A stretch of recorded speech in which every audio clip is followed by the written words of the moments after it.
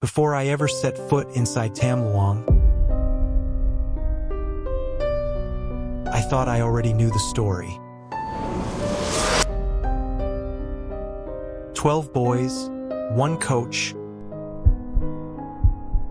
a flooded cave, and a rescue the whole world called a miracle. But in northern Thailand, near the mountain they call the Sleeping Lady, people count the story differently. They count the ones who entered the dark water.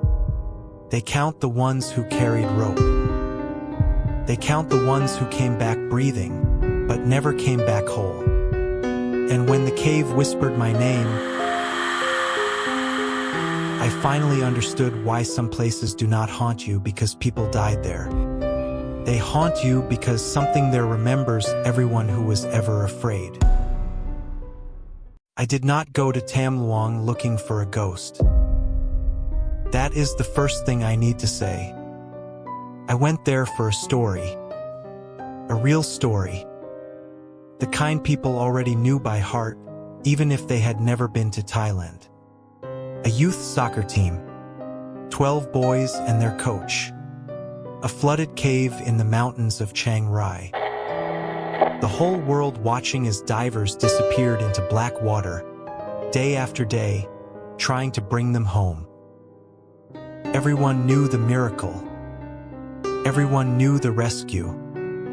But in northern Thailand, near the border with Myanmar, people talk about Tam Luang in a different voice. They do not talk about it like a news event. They talk about it like a place that was sleeping.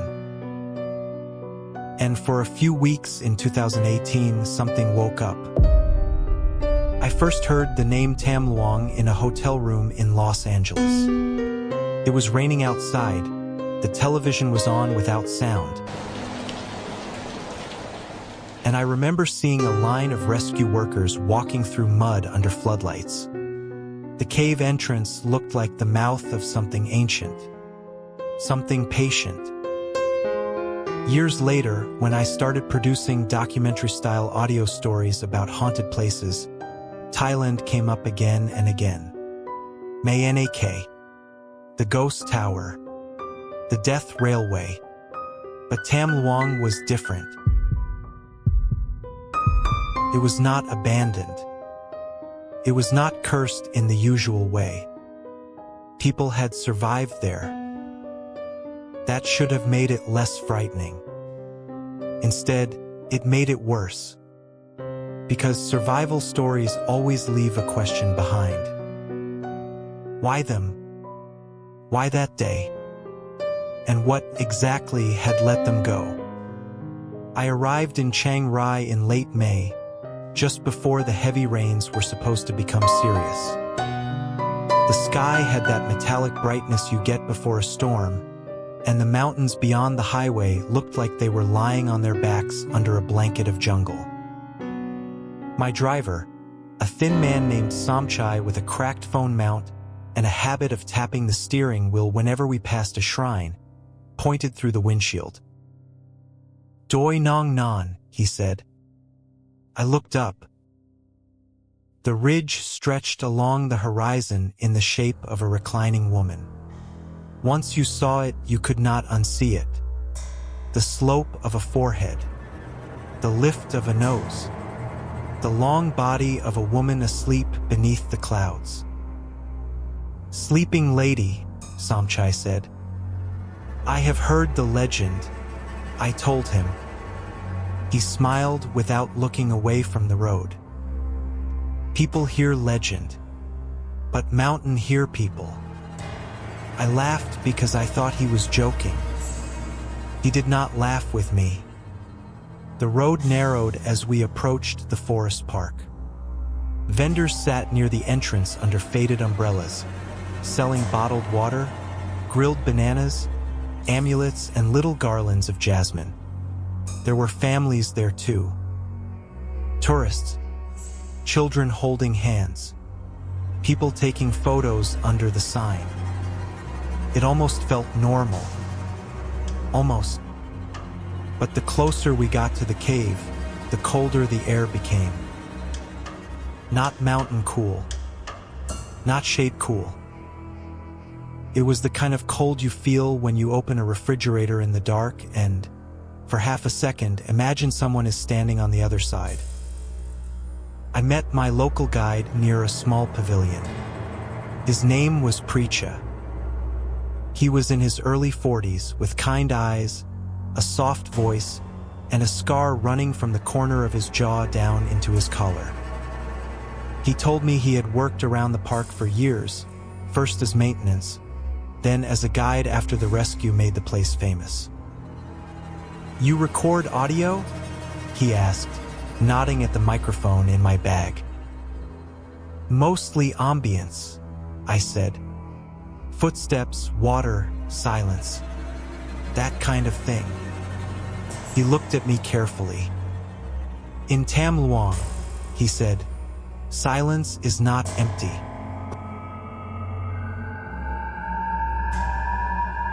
I thought that was a good line. I even wrote it down.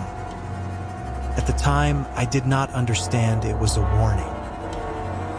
Before we entered, Preacha stopped at a small shrine near the mouth of the cave. There were flowers there, red cloth, incense, small offerings placed carefully on stone.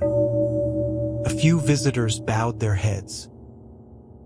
Preacha took a jasmine garland from a vendor and set it down. "For the lady?" I asked. "For respect," he said. "Not the same thing." He told me the legend while we waited for the group ahead of us to move on. A princess from an old northern kingdom had fallen in love with a man beneath her station. Some versions said he was a stable boy. Others said a soldier. Some said a commoner from the valley. They ran away together after she became pregnant, hiding in the mountains from her father's men. Exhausted, the princess rested inside a cave while her lover went to find food. He never came back. When she learned he had been killed, she took a hairpin from her hair and stabbed herself. Her blood became the river. Her body became the mountain. Her spirit remained beneath the stone. "People say the cave is her heart," Preacha said. "And the water?" He looked toward the dark opening. "Her tears, or her breath. Depends who is telling." The mouth of Tam Luang was larger than I expected. Not a neat tunnel, not a tourist cave with colored lights and smooth paths, but a raw opening in limestone, green with moss and framed by thick jungle. The kind of entrance that makes you feel like you are being watched from inside. I started recording before we crossed the threshold. The first sound on the file is my own breathing. The second is water. Not loud. Just a slow drip somewhere beyond the light. Then Preacha's voice. "Stay with me. Do not wander." Inside, the cave swallowed the heat immediately. My shoes scraped over damp stone. The air smelled of clay, minerals, wet leaves, and something faintly metallic, like old coins left in a sink. Preacha moved easily, his flashlight angled toward the floor. I followed him through Chamber 1, where the cave still felt wide enough to belong to the outside world. There were signs, rails, and the occasional distant voice of another visitor. But every few steps, I looked deeper into the black spaces beyond the marked path. The cave did not feel empty. It felt occupied by waiting. Preacha pointed to a darker passage and explained where rescue teams had staged equipment during the operation. He described pumps running day and night, divers carrying tanks, volunteers cooking food outside, families praying, reporters standing in the mud. His voice stayed calm, but the cave changed around the words. Every sentence seemed to make the darkness heavier. "Were you here then?" I asked. He paused. "Yes." "During the rescue?" He nodded once. "What did you do?" "Small things," he said. "Carry rope, carry food, help people who were tired. Everybody did something." There was humility in the way he said it. Not false modesty, something deeper, like he did not want the cave to hear him take credit. We continued inward with 2 park staff and a few other visitors behind us.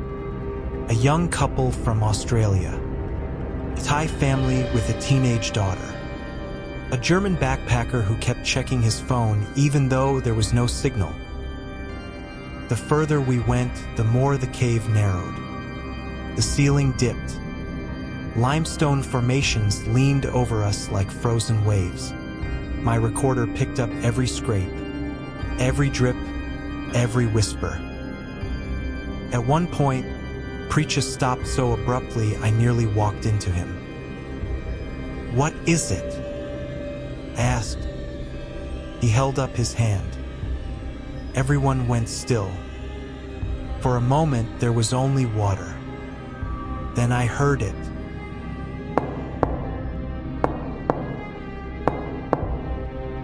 Three soft knocks. The teenage girl behind us whispered something to her mother. The German backpacker laughed nervously. "Rockfall." Preacher did not answer.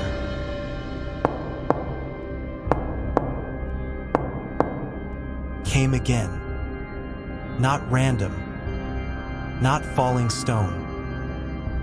3 knocks, evenly spaced. Like someone tapping the wall from the other side. One of the park staff called out in Thai. His voice bounced away and returned in broken pieces. No answer. Preacher waited, listening. Then he said, "We go back." The Australian man frowned. "Is something wrong?" "No," Preacher said. "We go back now." Nobody argued with the tone of his voice. As we turned around, my flashlight caught something on the left wall. At first I thought it was just wet clay. Then I saw the shape. A handprint. Small. Too small for an adult. Pressed into the mud at shoulder height. I stopped. Preacher noticed immediately. "Do not touch," he said. I was not going to. The handprint looked fresh. The lines of the palm were clear.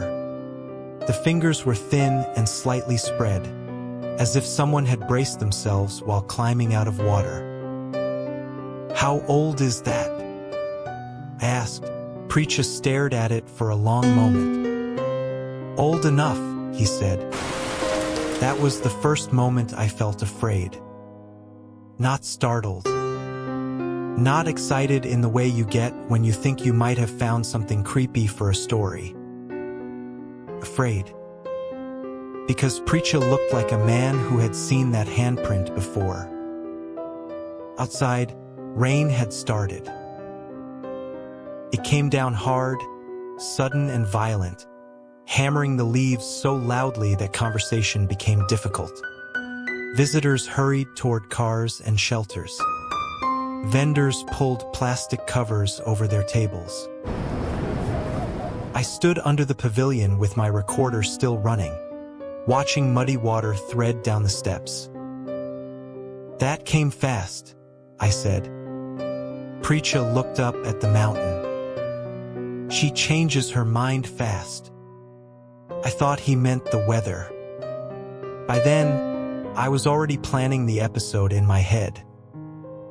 The title, the opening lines, the sound of rain, the legend of the sleeping lady, the rescue, The handprint. I asked Preacher if I could interview him later. He shook his head. Not me. Do you know someone who would talk? He looked across the road at an old woman selling garlands beneath a blue tarp. May Molly, he said. She remembers more than she says. May Molly was small, maybe 70 or maybe 100. It was hard to tell. She wore a pale cardigan despite the heat and sat beside a table covered with flowers, incense, and cheap plastic rain ponchos. When Preacher introduced us, she looked at me for a long time before asking him something in Thai. He answered. She turned back to me. You listen to ghosts? She asked in English. I listen to stories. She smiled. Same work. I bought a garland from her even though I did not know what to do with it. She took it from my hands, touched it to her forehead, and gave it back. For protection, she said. From what? From curiosity. That night I stayed at a guest house near Mae Sai. The rain did not stop. It fell through dinner, through the evening, through the long hours after midnight. Water ran down the street in silver sheets. Dogs barked and went quiet. Somewhere in the distance, thunder rolled across the mountains like something turning over in sleep. I sat at the small desk in my room and listened to the audio from the cave. At first, it was exactly what I expected. Footsteps. Drips. Preacher explaining the rescue. The muffled voices of the tour group. Then came the knocks.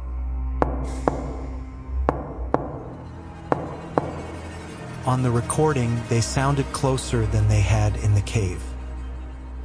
Too close. Played them again.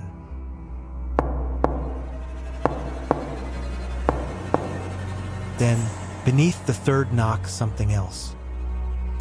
A breath. Not mine. Not Preach's. A small inhale near the microphone. I froze. I rewound and played it again louder. This time I heard a whisper. Very soft. Very close. Count again. I stopped the fire. The room seemed to shrink around me. Rain battered the window. I told myself it was audio distortion. A fragment of someone's voice. A sound from the group behind us shaped by echo and imagination. Still, I did not play it again. I shut my laptop and lay awake until dawn, listening to water move through pipes inside the walls. The next morning, the sky was clear. That was the strange part. The storm had been so violent that I expected flooding, broken branches, muddy roads. But by sunrise, the world looked washed and bright. The mountains stood green and silent under a pale blue sky. When I returned to the forest park, May Molly was already at her table. Before I could speak, she said, "You heard something." I stopped. She threaded jasmine onto a string. People always look different the morning after. I heard a voice on my recording. What did it say? I hesitated. Count again. Her hands stopped moving. Only for a second. Then she continued. You should. Count what? She looked toward the cave. What everyone counts. I knew the answer before she said it. 12 boys, she whispered. 1 coach. 13 alive. She tied off the garland and set it down. But when people tell miracle, they count only who came out breathing. A chill moved through me. You mean the diver who died? May Molly's expression softened. Brave man. Good soul. But not only him. I waited for her to explain. She did not. Instead, she reached under the table and took out a small object wrapped in red cloth. She placed it in my palm. It was a hairpin. Old, darkened, slightly bent. A simple piece of metal no longer than my finger. I almost dropped it. What is this? For the lady. I cannot take that. You already did. I looked at her, confused. She pointed at my backpack. I opened the front pocket. Inside, wrapped in damp mud, was an identical hairpin. For several seconds, I could not move. I had not put it there. I had not even seen it before. Preacher appeared beside the table as quietly as if the mountain had sent him. His eyes went to the hairpin in my hand, then to the one in my backpack. His face changed. You touched the wall, he said. No, I did not. His voice dropped. You touched something. I wanted to leave then. I should have left. That is the part of the story where everyone listening thinks they would have packed their bag, gone back to Chiang Rai, caught the next flight to Bangkok, and never said the name Tam Luang again. Maybe you would have. I did not. Because fear and curiosity are closer than people like to admit. And because I had come all the way across the world for a story. By noon, I had convinced myself there was a logical explanation. Someone had slipped the hairpin into my bag as a prank. Maybe May Molly wanted to scare tourists. Maybe Preacher was in on it. Maybe the whisper on the recording was a coincidence. So when Preacher told me not to return to the cave that afternoon, I asked why. Rain comes again. The sky is clear. The mountain is not. I looked up at Doi Nong Non. The ridgeline was still and green. White clouds moved slowly above it. I just want to record near the entrance, I said. Not go deep. Preacher shook his head. No cave today. But May Molly, still sitting behind her flowers, said something in Thai. Preacher turned sharply toward her.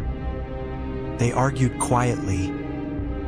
I understood none of the words, but I understood the emotion. Preacher was angry. May Molly was calm. Finally, Preacher looked at me. She says if the lady gives you a hairpin, you must return it before sunset. Return it where? He did not answer.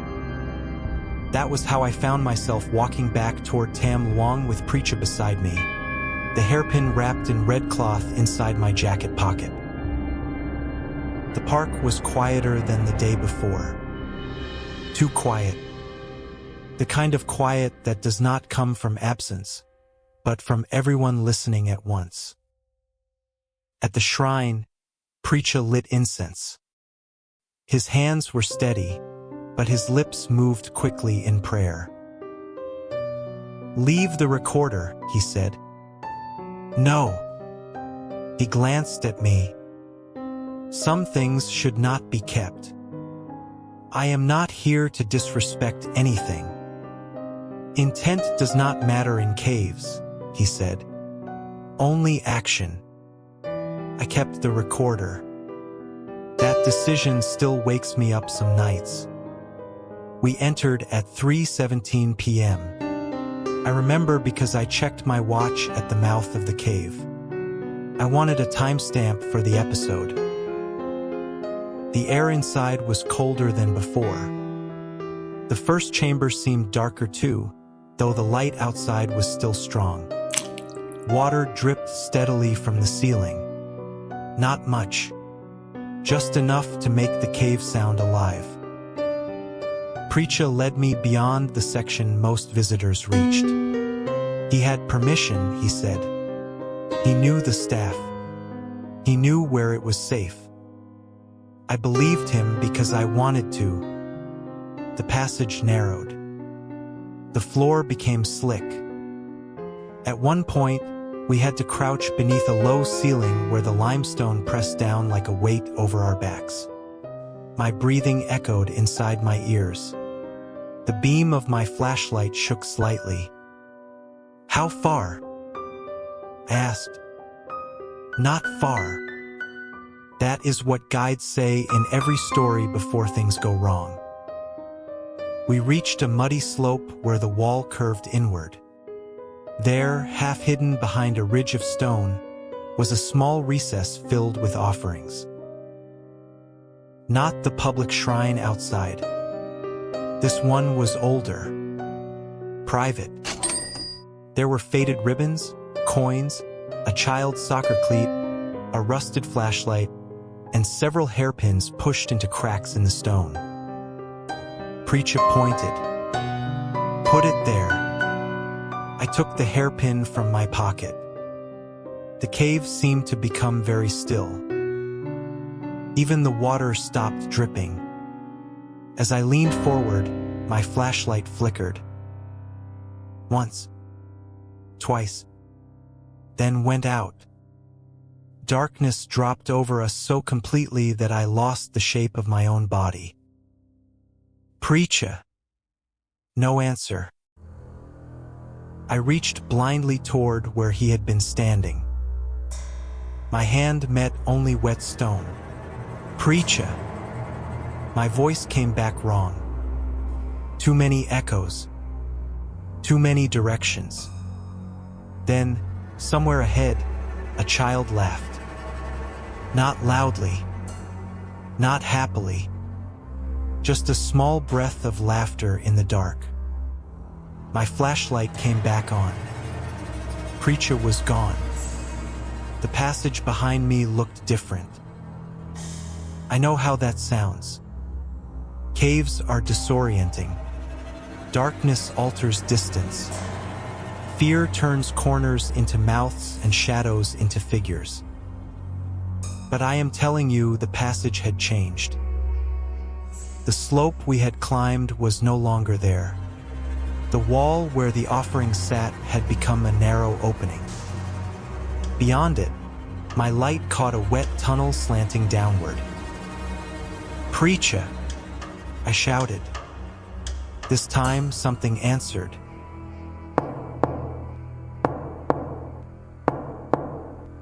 Three knocks from inside the tunnel. I should have stayed where I was. I should have called for help. But there was no signal. No guide. No clear way back. And then I heard a voice. A boy's voice. Coach? The word came from below. Soft. Frightened. Human. Every part of my body went cold. I crouched and aimed the flashlight into the tunnel. The beam caught muddy water. Limestone. A scrap of red cloth tied around a rock. Then something pale moved at the edge of the light. A hand. Small fingers gripping stone. Hey! I called. Are you okay? The hand slipped away. I went after it. The tunnel was tight enough that my shoulders brushed both sides.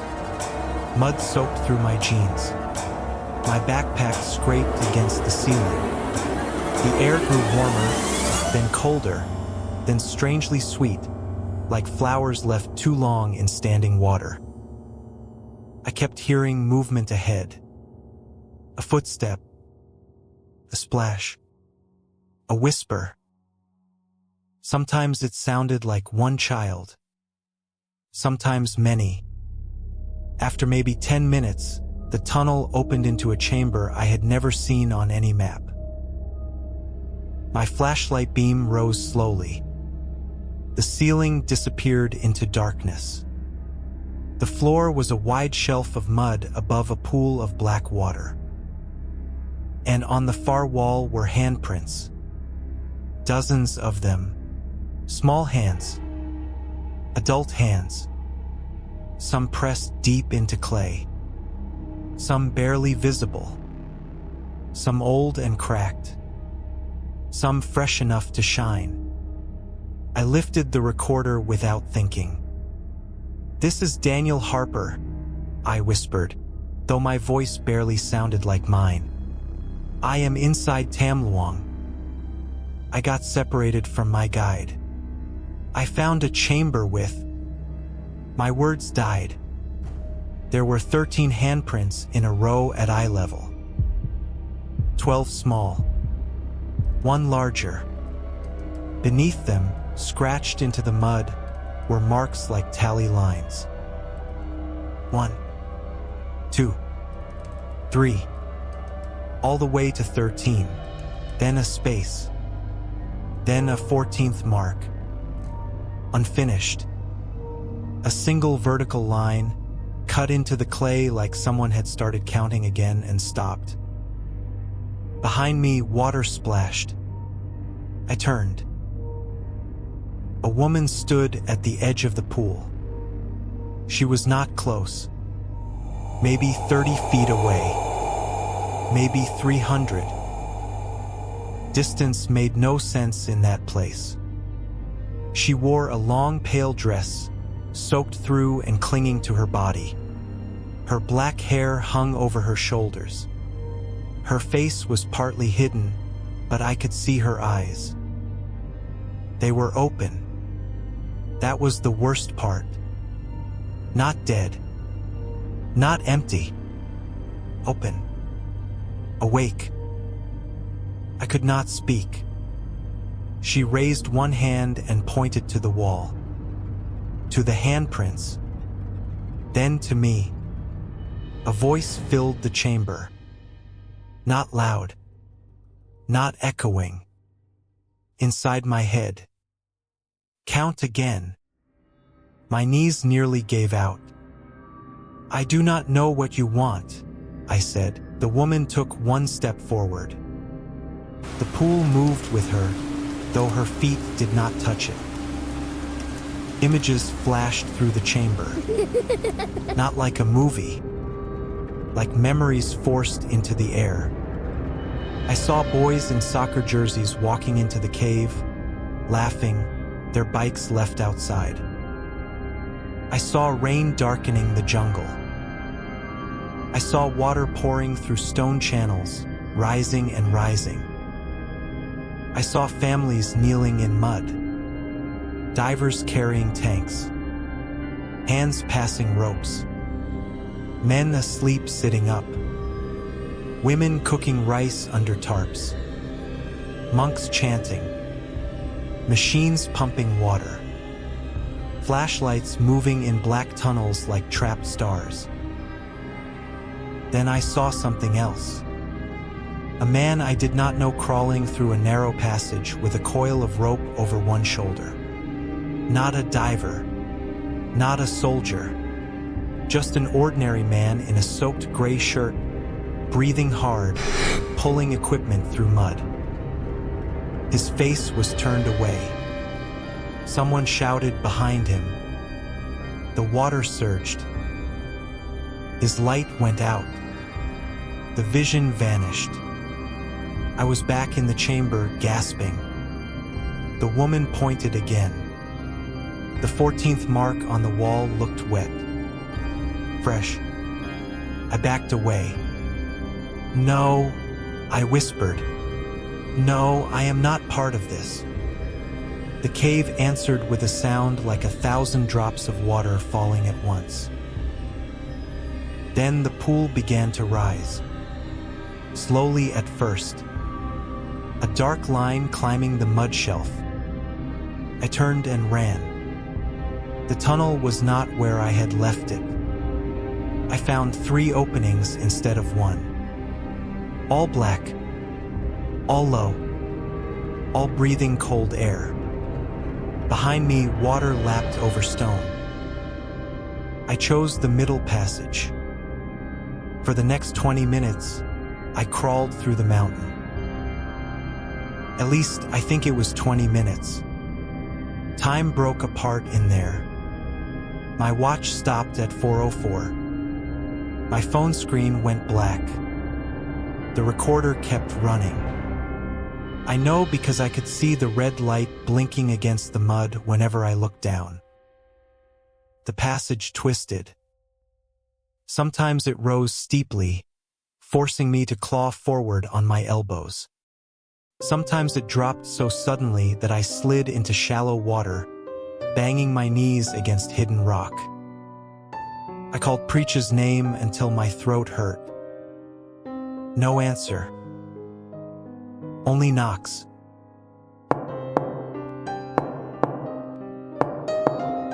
Always ahead. Always just far enough to follow.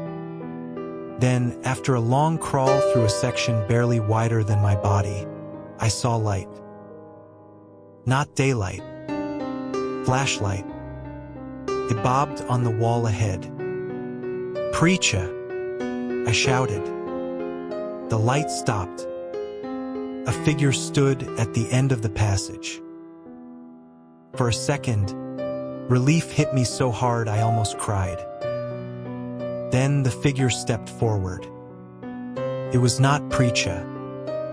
It was a boy, maybe 12 years old.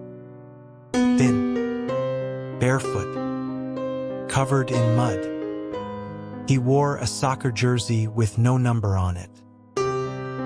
His face was calm in a way no lost child's face should be calm. "Where is Preacher?" I asked. The boy tilted his head. "You count wrong." His English was careful, like someone repeating words he had heard from another mouth. "I do not understand." He lifted one muddy hand. Behind him, the passage filled with other shapes. Children, men, women, a diver with no face visible behind a mask, a monk, a ranger, people standing shoulder to shoulder in a tunnel too narrow to hold them. The boy said, 13 came out. I nodded quickly. Yes, 12 boys and the coach. He shook his head. More went in. The figures behind him seemed to lean closer. "More always go in," he said. Then his eyes shifted past me. I turned. Water was coming. Not rushing like a wave. Advancing like a decision. Black water filled the passage behind me from wall to wall. When I looked back, the boy was gone. In his place was my guide. Preacher stood at the far end of the tunnel, holding out his hand. "Move!" he shouted. I moved. I do not remember the next part clearly. I remember crawling toward him. I remember his hand closing around my wrist. I remember being dragged through a gap I never would have seen alone. I remember rock tearing my jacket. I remember water at my ankles, then my knees. I remember Preacher shouting, "Do not listen behind you." Of course, I listened. Behind me, in the flooded dark, someone called my name. Not Daniel. Not Dan. My full name. Daniel Robert Harper. The only person who ever used my full name was my mother. And she had been dead for 6 years. I stopped moving. Preacher slapped me. Hard. The shock brought me back. "Not her," he said. "Run." We ran. The cave opened suddenly into a familiar chamber, then another. I saw a rail, a sign, the pale rectangle of daylight ahead. We stumbled out of Tam Luang at 5:46 p.m. Outside, the park was dry. No storm, no flood. Tourists were taking photos near the entrance.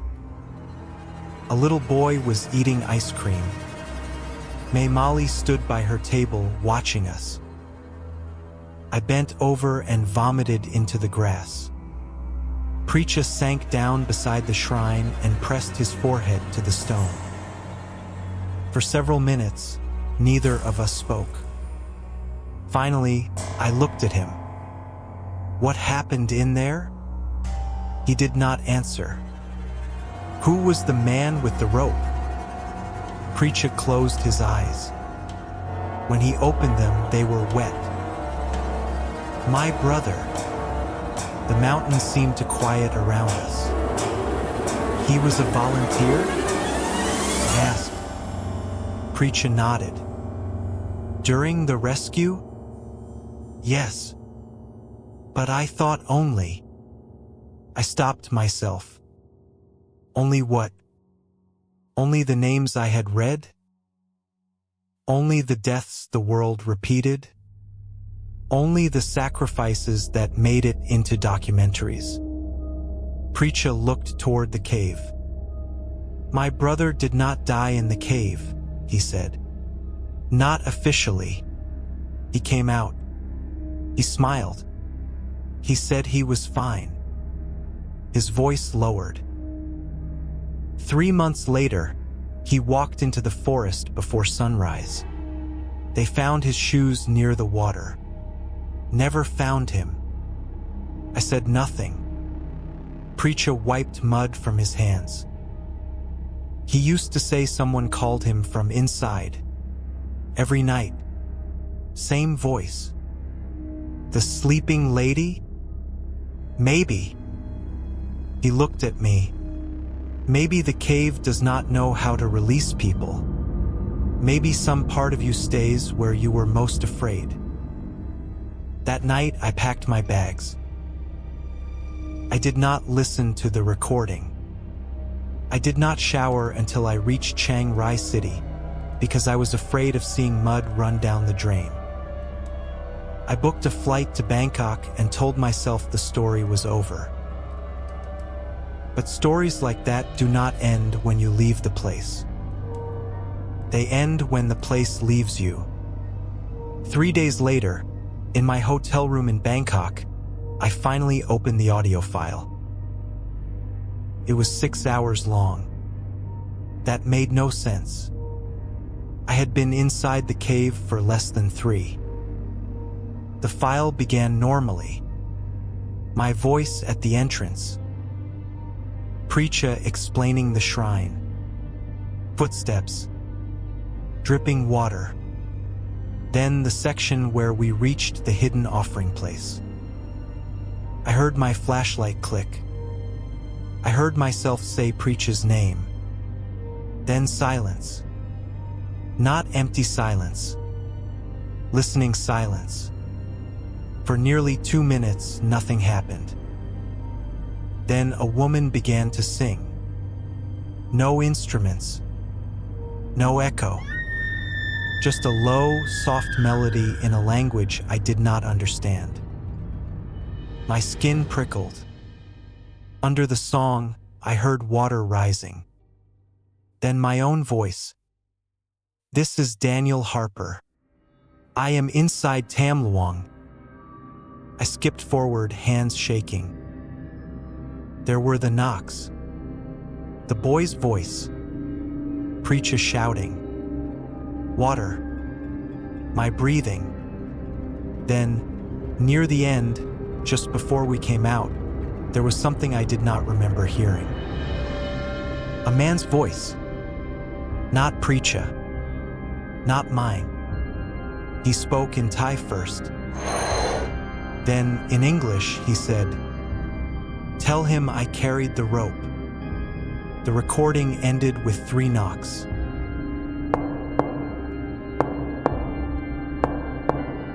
I closed the laptop.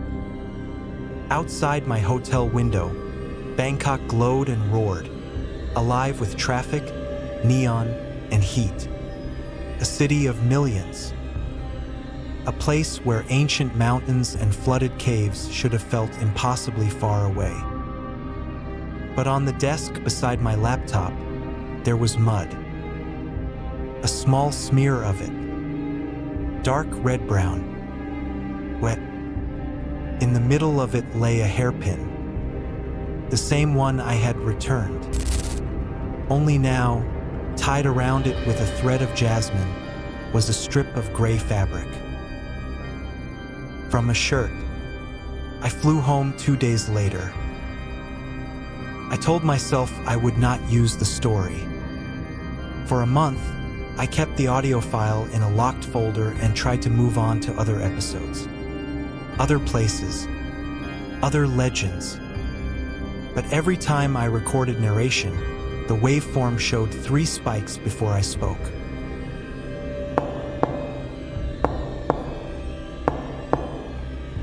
Every night, I dreamed of a mountain shaped like a sleeping woman.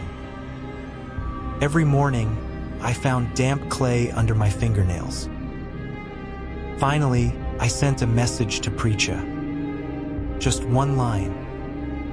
Why did she give it back? He replied 12 hours later. She did not give it back. Then another message came through. She gave it to the next person who must count. I stared at the screen until it blurred. The 3rd message appeared. Not from Precha.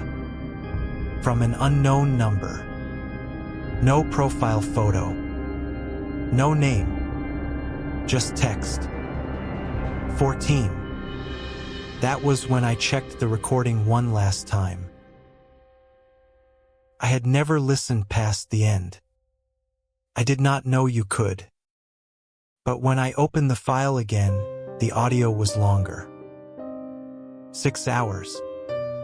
13 minutes. 14 seconds. At the very end, after the knocks, after the silence, after what should have been nothing, I heard my own voice. But older. Weaker. Breathing hard. Whispering from somewhere deep inside stone. I found the way out. A pause. Then I heard myself say, but I came out alone. I have not been back to Thailand. I have not deleted the file. I have not used the hairpin. It sits on my desk in a sealed glass box, though every few weeks I find the lid slightly open. Sometimes, when it rains, the room smells like limestone. Sometimes, when I wake in the dark, I hear children whispering numbers in the hallway. 1, 2, 3, all the way to 13. Then they stop. They always stop there. Because they are waiting for me to finish. And now, if you ever visit Tam Luang, if you stand before that great dark mouth in the mountain of the sleeping lady, remember this. Do not go in counting only the ones who came back. Count the hands that carried rope. Count the divers who entered black water. Count the mothers who waited in the rain. Count the men who came home with part of the cave still calling their names. Count the living. Count the dead. Count the ones the world forgot. And if, somewhere in the dark, you hear 3 soft knocks from beyond the wall,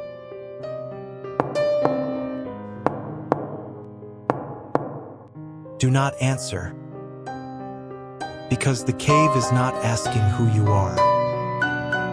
It already knows. The cave is asking if you are ready to be counted. If you believe some real places keep more than history inside them, Subscribe to Infinite Story Realm for more true location horror stories, legends, and mysteries from around the world. And if you ever visit a cave, a ruin, a tunnel, or a road where people still leave offerings, remember this. Take only your footsteps, leave only respect, and never answer a voice that already knows your name. Some railroads were built to carry people farther. Others were built out of bone, blood, screams, and names that were never written down. I used to think I understood sound. I record location audio for documentary films. My job is to go where most people only look with their eyes and capture what they usually miss. Wind slipping through stone, water dripping under rotten wood, metal flexing in the dark. The breath of room seems to keep long after everyone has left it. I have been inside abandoned hospitals, sealed mines, ghost towns in the desert, and houses that groaned like living things after sunset. I had heard plenty of strange sounds, but I could always explain them. Wind, temperature, old structures, animals, fatigue. I had never believed a place could speak for itself. Not until Kanchanaburi. Not until I stood alone near an old section of the Death Railway. Sometime close to midnight, with the Thai jungle pressing in around me and my recorder still running. There were no trains, no tourists, no workers, nothing that could have made the sound of iron striking stone. And yet, from beneath the ground, I heard a hammer.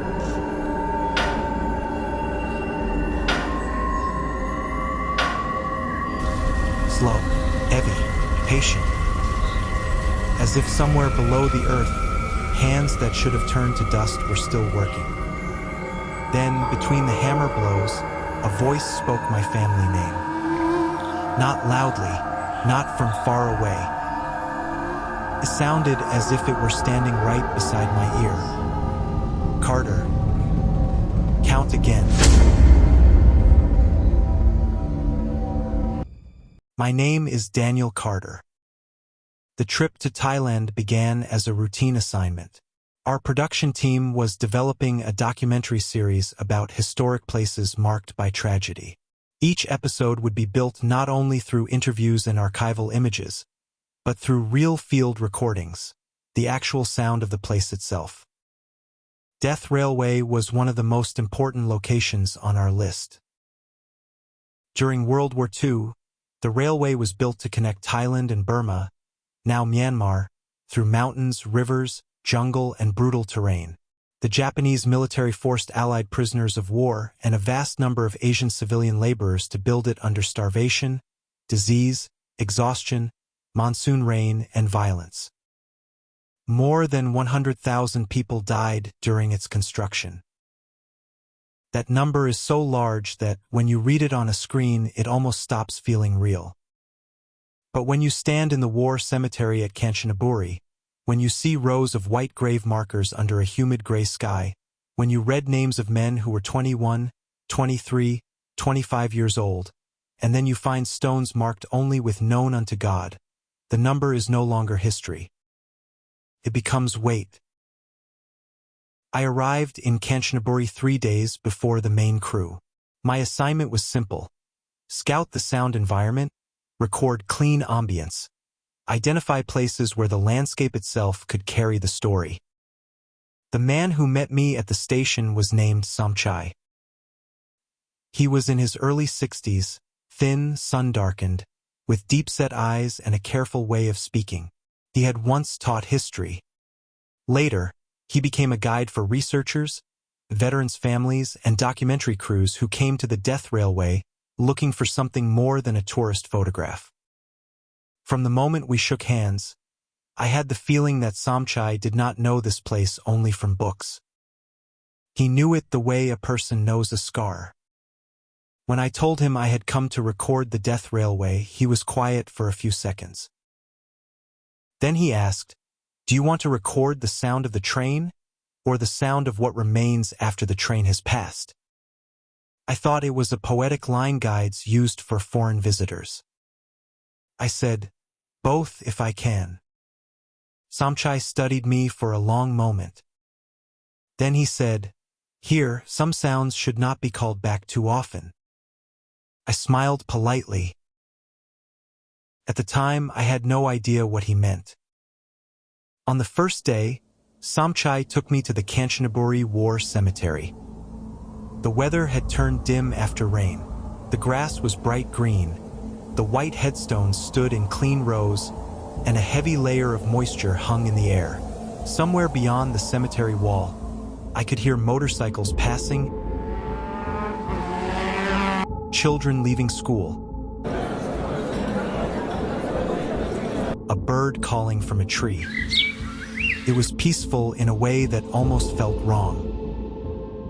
I placed a microphone close to the ground, pointed it toward the rows of graves, and pressed record. Through my headphones, the wind became intimate. It moved across the grass, brushed the stone, and passed on. It was thin, soft, and not frightening. But the longer I listened, the more it stopped sounding like wind. It sounded like someone exhaling.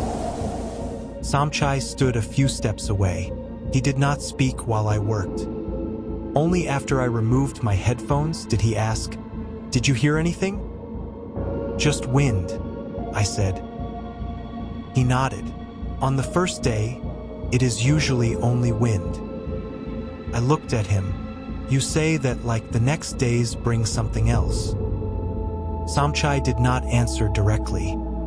He looked out over the headstones and said, "Many people here have names, but along the railway, many people died without one being written down. Allied prisoners are remembered more often because they had records, numbers, families searching for them. The Asian laborers, many simply vanished." He paused. "Without a name, it is difficult to rest." I did not know what to say to that. That evening, back at my guest house by the river, I listened through the cemetery recording. It was a habit I never skipped. Every day in the field, I reviewed my audio, marked usable ambience, cut out noise, and logged anything unusual. The cemetery file was 18 minutes long. The first 12 minutes were normal. Wind, birds, a tourist coughing in the distance, a motorbike outside the wall. Then, at the 13th minute, a sound appeared. I froze. I rewound the file. It sounded like metal striking rock. A second blow followed. Then a third. 3 strikes, almost exactly 2 seconds apart. I raised the volume. Beneath the wind, there were more. Not 3, many. They were buried deep in the recording, almost outside the range of the microphone, as if they came from somewhere farther than distance itself.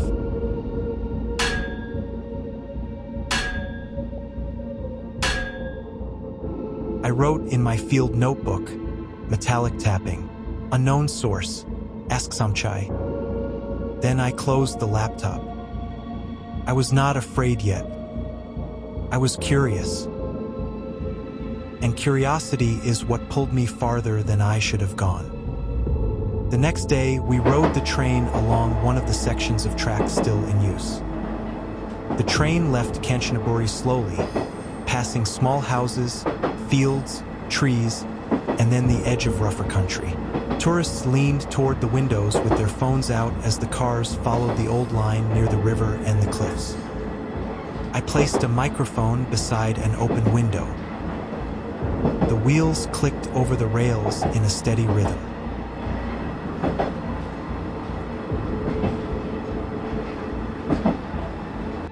On some stretches, it sounded like a heartbeat. On others, it sounded like counting. Samchai sat across from me, watching the jungle slide by. He seemed quieter than he had been the day before. I asked him about the hammering in the cemetery file. He did not turn immediately. After a while, he asked, "What minute did you hear it?"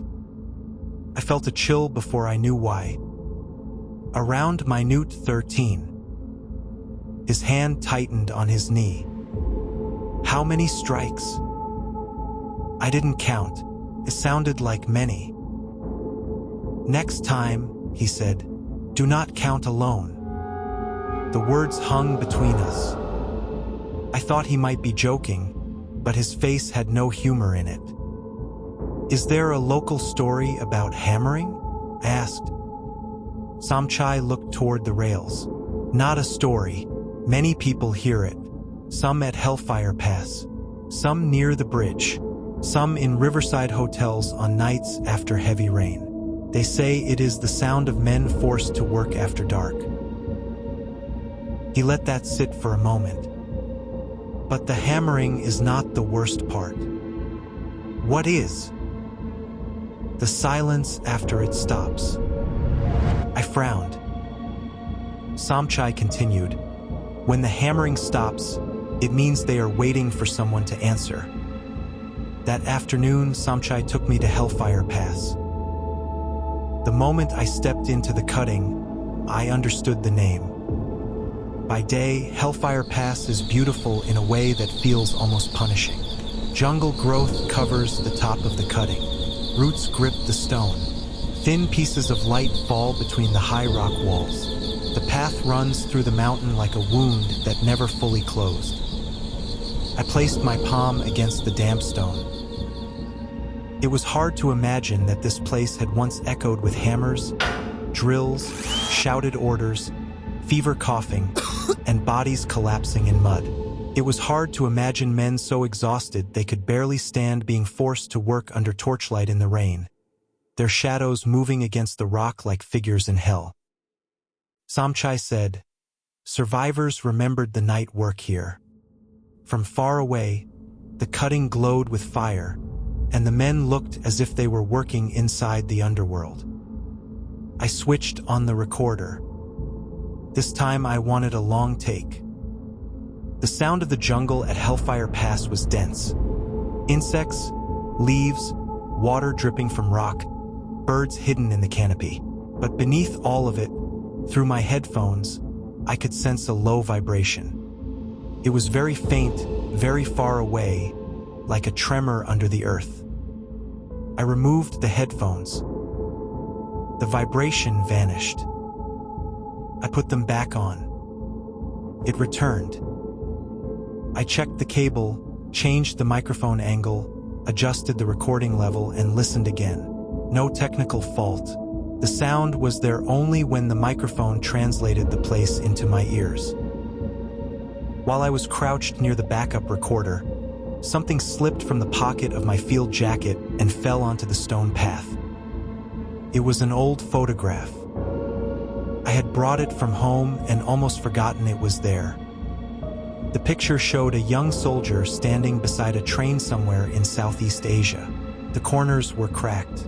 The paper had gone yellow. On the back, in faded handwriting, were the words, HC 1943. Don't let him count. HC was Henry Carter. My grandfather. My family rarely spoke about him.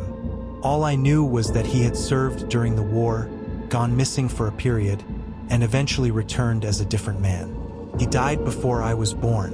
My grandmother kept the photograph in a small wooden box with several letters no one was allowed to read. After she died, my mother found the box. I took the photograph with me for the trip, not because I thought it had anything to do with the death railway, but because it felt appropriate. A personal fragment of wartime memory in a project built around memory. Samchai saw the photograph. His expression changed immediately. May I see it? He asked. I handed it to him. Samchai held the photograph with both hands. He studied the soldier's face, then turned the photo over and read the words on the back. Carter, he said quietly. Do you know that name? He did not answer right away. He gave the photograph back to me. Tonight, he said, you should not stay near the railway. Why? Because some names make the hammering louder when they return. For the first time, my curiosity was replaced by a cold line of fear down my spine. Samchai, what do you know about Henry Carter? He looked down the cutting, where the path disappeared into shadow. Not enough to be certain, he said, but enough to tell you to leave before dark. That evening, Samchai came to my guest house with an old paper envelope. Inside were photocopies of faded wartime documents. He said an Australian researcher had given copies to his father years earlier while investigating records of prisoners and laborers who died along the railway. On one typed list, the names were uneven and blurred. Some lines were crossed out. Some had only numbers. Near the bottom, one name pulled the air out of my chest. Carter Henry, transferred/status unclear. I read it again and again. Where did this come from? I asked. My father kept many copies, Samchai said. After the war, he worked near sections of the old line. When heavy rain caused earth to slide, the forest sometimes returned bones, metal, buttons, pieces of shoes.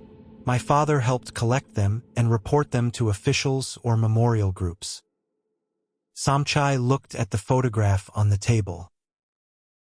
Once, he found part of a broken metal tag. It had the word Carter on it. My throat went dry. A dog tag? Perhaps. He did not keep it. Years later, an elderly woman came to Kanchanaburi. She traveled with her daughter. She asked about the name Henry Carter. My father gave her the metal piece. I did not need to ask who it was. My grandmother. My mother. They had been here. No one in my family had ever told me. I called my mother that night. When I mentioned Kanchanaburi and Henry Carter, she went quiet for a long time. Finally, she said, "Your grandmother did go there. I was young, but I remember the trip. She cried all night after we came back to the hotel. Why didn't anyone tell me? Because she didn't want us to. She said some things, if told wrong, keep the dead from resting." I looked at the writing on the back of the photograph. Don't let him count. Did she ever explain that line? I asked. The part about counting? My mother hesitated. Before she died, she mentioned it. She held my hand and said, "If Daniel ever goes to that railway, don't let him count for Henry." I did not understand. What does that mean? I don't know, my mother said, but she was terrified of the Carter name going back there. I looked at Samchai. He had heard enough through the speaker to understand. When I ended the call, he said, "Can you leave Kanchanaburi tomorrow?" I shook my head. No, I need to know what happened. Samchai sighed. The dead do not always pull the living down because they hate them. Sometimes they pull because they need the living to do what they can no longer do. What if they need me? I asked. He held my eyes. Are you sure you want to know what for? The next night, I went back toward Hellfire Pass. Not to the main memorial path, but to a less visited section deeper in the jungle. Samchai said it had once been part of a work area near the old line. With us was Molly, his niece, a young archaeology student from Bangkok. She carried flashlights, water, a first aid kit, a map, and a small wreath wrapped in plastic. Before we entered the jungle, Samchai put a hand on my shoulder. We are not hunting ghosts, he said. We are not calling names to test our courage. You may record, but you must respect this place. If I say stop, you stop. If I say leave, you leave. I nodded. We walked through wet forest after rain. The ground was soft and slick. The air smelled of leaves, mud, and old water. Far off, insects screamed in layers. Now and then, our flashlights passed over black wet stones, bent trees, and raised strips of earth that looked like the ghost of a road being swallowed by the jungle. Around 8 o'clock, we reached the cutting. It was narrower and lower than Hellfire Pass, with no rail left, only stone, mud, and scattered pieces of rotten timber. If Samchai had not brought me there, I would never have guessed it had once been connected to the railway at all.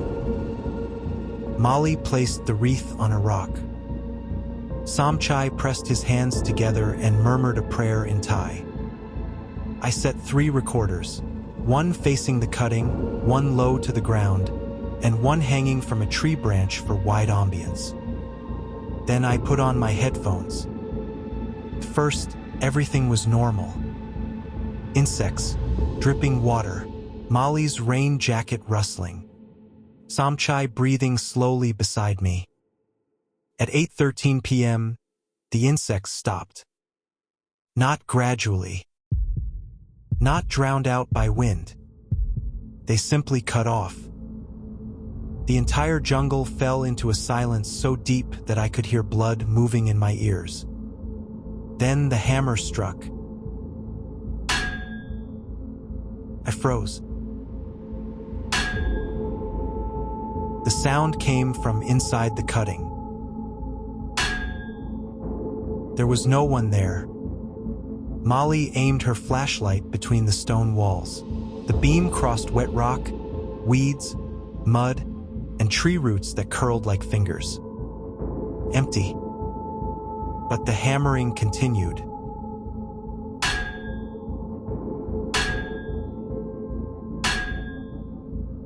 I removed my headphones. The sound remained. It was in the air now.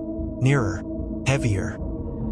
Samchai raised one hand, warning me not to speak. Beneath the hammering, another sound began to surface. A cough. A groan. Someone breathing hard. A man's voice, weak and dry, whispered in English, "Water." Molly covered her mouth.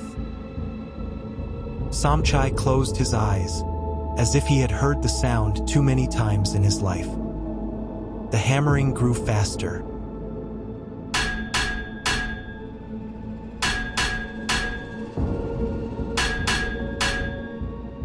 I stared into the cutting. For a moment, the darkness was no longer darkness. I saw firelight. Not with my eyes exactly. It was more like an image pressed directly into my mind. Torches burning in rain. Thin men swinging hammers. Bent backs, bare feet in mud, a body falling. No one stopping. No one allowed to stop. I stepped back. My heel struck something in the mud. I looked down and aimed my flashlight. A small piece of metal was half buried in the wet ground. Samchai saw me reach for it. "Do not touch it," he said sharply. But my fingers were already on it. The moment I touched the metal, the hammering stopped. Absolute silence. I pulled the object free. It was half of a rusted military dog tag. Most of the letters had been eaten away, but under the shaking flashlight beam, I could still make out part of a name. Cart, I could not breathe. Then a voice spoke from the cutting. "Carter." Samchai gripped my arm. "Do not answer." The voice came again. Not loud. Not angry. But very close. "Carter, count. Count." I looked down at the dog tag. A strange pressure filled my head. I did not want to speak. I knew I should not speak, but my throat opened as if someone else had reached inside me and taken my voice. 1. A hammer answered from the darkness. I heard myself continue. 2. 3. Samchai squeezed my arm until it hurt. Daniel, stop. But I could not stop. 4. 5. 6. Molly started crying. Uncle Samchai, do something. Samchai began chanting in Thai, fast and low. His voice trembled, but mine kept going. 7. Clack. 8. Clack. 9. Clack. My mouth went dry. My tongue felt heavy as stone. 10. 11. 12. After 12, everything stopped. I stood in the jungle with the cold dog tag in my hand, afraid to breathe. Samchai pulled me back. Do not say the next number, he whispered. From the cutting, the voice returned. Where is 13? At that exact moment, a scream came from the forest to our right. Help! All three of us turned. The scream came again. Please, help me. It was a living voice. Not an echo, not in my head. Molly ran toward it. Samchai cursed under his breath and followed. I shoved the broken tag into my pocket, grabbed a small recorder, and went after them. We found a tourist trapped in a collapsed drainage cut. He had wandered off the trail to take photographs after the rain. A fallen branch had pinned his leg, and he had been stuck since late afternoon. His phone had no signal. His flashlight was almost dead. He was shaking when we pulled him free. Someone led you here, didn't they? He said. I asked, who? He pointed back toward the cutting. A man, thin, very thin. He stood above the ditch and looked down at me. I thought I was hallucinating. He said, what did he say? The tourist swallowed hard. Tell Carter the 13th has no number. The rescue team arrived close to midnight. The tourist was taken to a hospital. He survived. But none of us felt relief. On the drive back, Samchai did not speak. Molly sat in the back seat with both arms around her backpack. I sat by the window with the broken dog tag in my pocket, feeling it like a piece of ice against my chest. Back at the guest house, I opened the laptop and checked the recordings. I needed to know what had actually been captured. The file began normally. Jungle ambience, footsteps, Molly placing the wreath, Samchai's prayer. Then, at exactly 8:13 p.m., the insects cut out. The hammering began.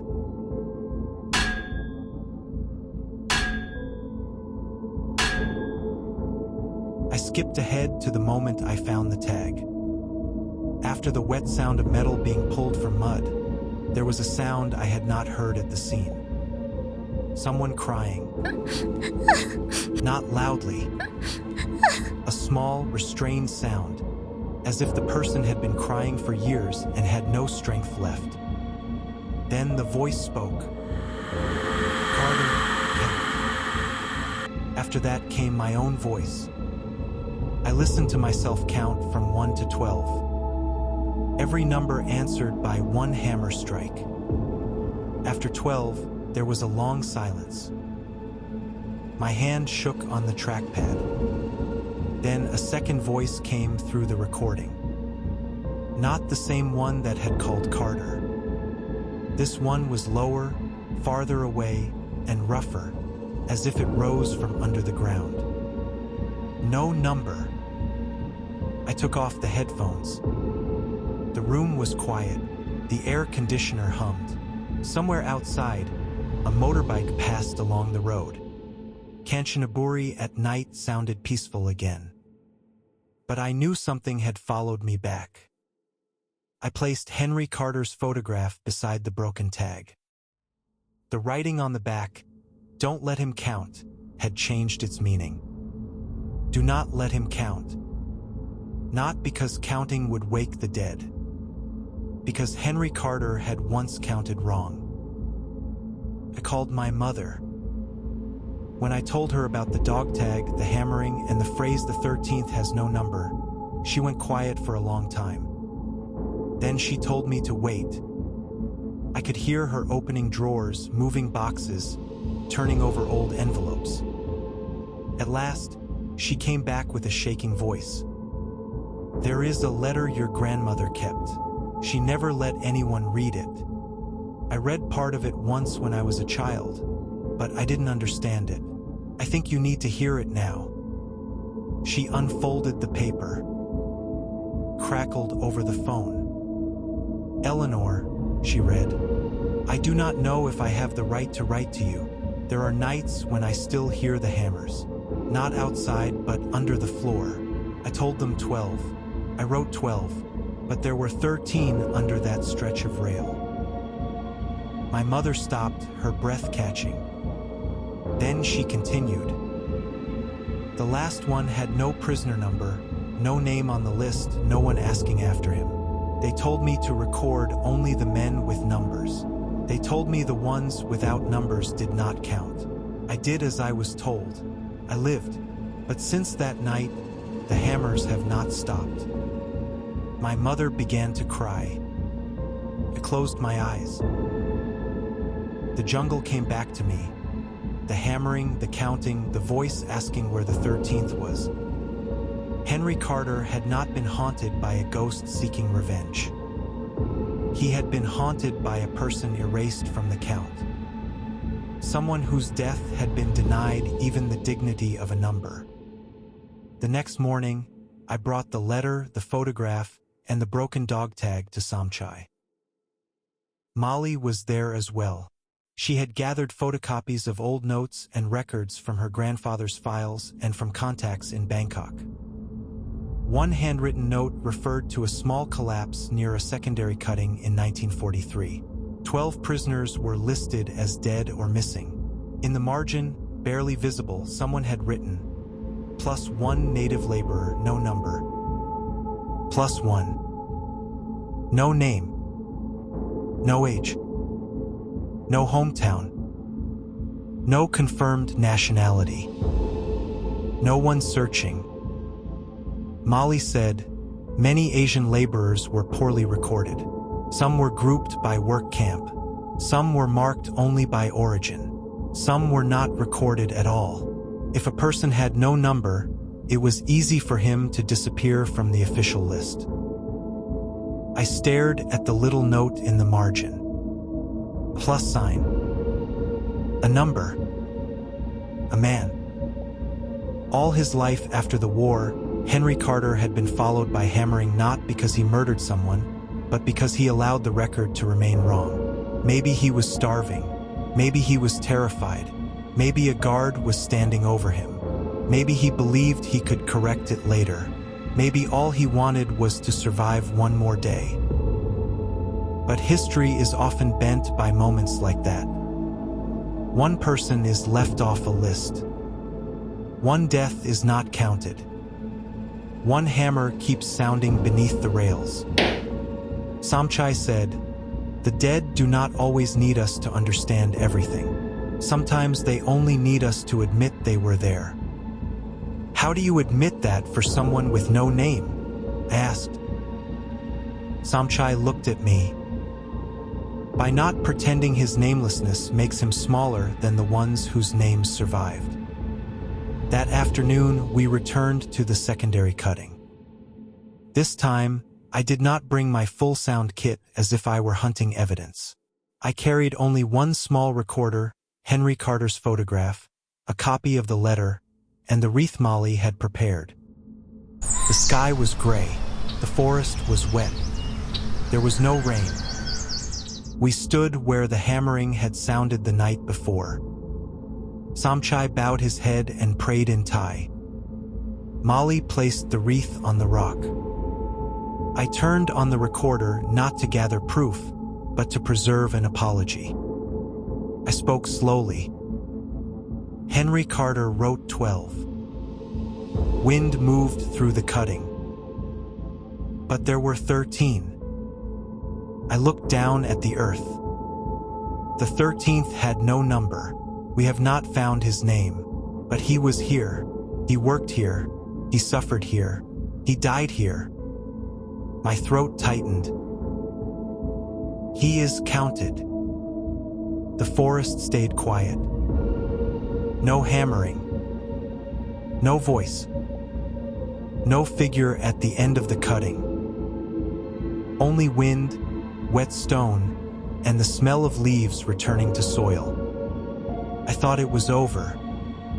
But just as I reached to stop the recorder, a sound came softly from below the ground. One strike.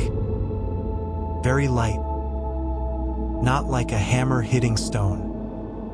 More like a hammer being set down after a shift that had lasted far too long. Molly began to cry. Samchai bowed lower. I stood perfectly still. Because in that moment, I felt we were not listening to only one person. We were listening to many. The ones with no numbers. No graves. No family who could travel across the world to search for them. No line in a documentary. No name in a history book. They did not scream. They did not drag me into the earth.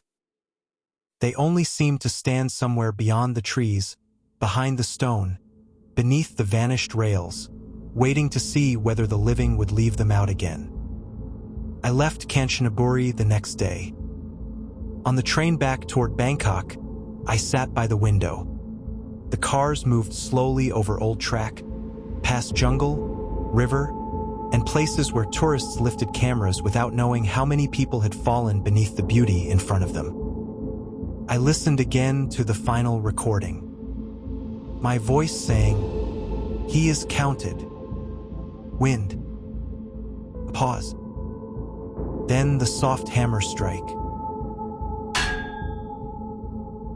I was about to stop the file when, in the final second, I heard something else.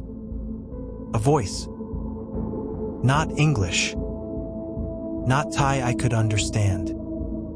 Maybe the language of a laborer from a place history had passed over too quickly. I did not understand the words, but I understood the feeling in them. It was not rage. It was not begging. It was exhaustion and relief. I kept the file. But when the documentary was finished, I did not include the full recording. I used only a short piece. Wind at Hellfire Pass. Silence. One hammer strike.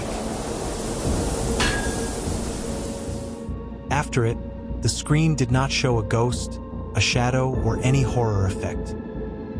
It showed one line of text, for those whose names were never recorded. I thought the story ended there. But on my last night before leaving Thailand, I looked again at the photograph of Henry Carter. The old writing on the back remained, HC, 1943, don't let him count. Beneath it, where the paper had always been blank, a second line had appeared. I am certain it had not been there before. The words were faint, as if pressed up from inside the paper itself. He counted 12 because he was told only 12 mattered. I sat with that sentence for a long time. And for the first time, I understood that the most terrifying thing about the death railway was not the screaming at night. Not the hammering beneath the stone. Not the thin figures standing at the end of the cutting. The most terrifying thing was how easily a human being could be erased from history because he had no number, no papers, and did not belong to the group the world was prepared to remember. A man can die twice. Once under the rail, and once in the record. I brought the photograph home. Months after the documentary was released, I received an email from a viewer. He wrote that one of his ancestors had been a forced laborer on the railway. No one in his family knew exactly where the man had died. No one knew whether he had a grave. No one knew whether his name had ever been written anywhere. At the end of the email, he wrote only one sentence. "Thank you for letting the hammer sound once." I read that line for a long time. Then I opened the recording again. This time, the hammer did not frighten me the way it once had. Still hurt. It was still cold. It still brought me back to wet stone, black jungle, and that question in the dark. Where's 13? But I no longer thought of it as only a haunting. It was a reminder. History is not made only by the names carved into stone. It is also made by those who had no stone, no photograph, no record, and no one left to speak for them. If you ever go to Kanchanaburi, if you cross the bridge near the River Kwai, ride the slow train toward Nam Tok, or walk between the rock walls of Hellfire Pass, go slowly. Do not only take pictures. Do not listen to a few numbers and move on. Do not treat the place like a haunted attraction. Listen. You may hear only wind. You may hear the train grinding over the rails. You may hear insects in the wet forest. But if, for one moment, every sound around you suddenly stops, and from beneath the stone you hear a hammer, then another clack. Do not run right away. Stand still. Lower your head, because it may not be a spirit trying to harm you. It may only be someone who has waited a very long time to be counted as having existed. And if, from the dark, you hear someone ask, "Where is the 13th?" remember that the answer is not simply finding one lost name. The answer is admitting how many names were lost. On the death railway, the dead do not always want revenge. Sometimes they only need the living to count again.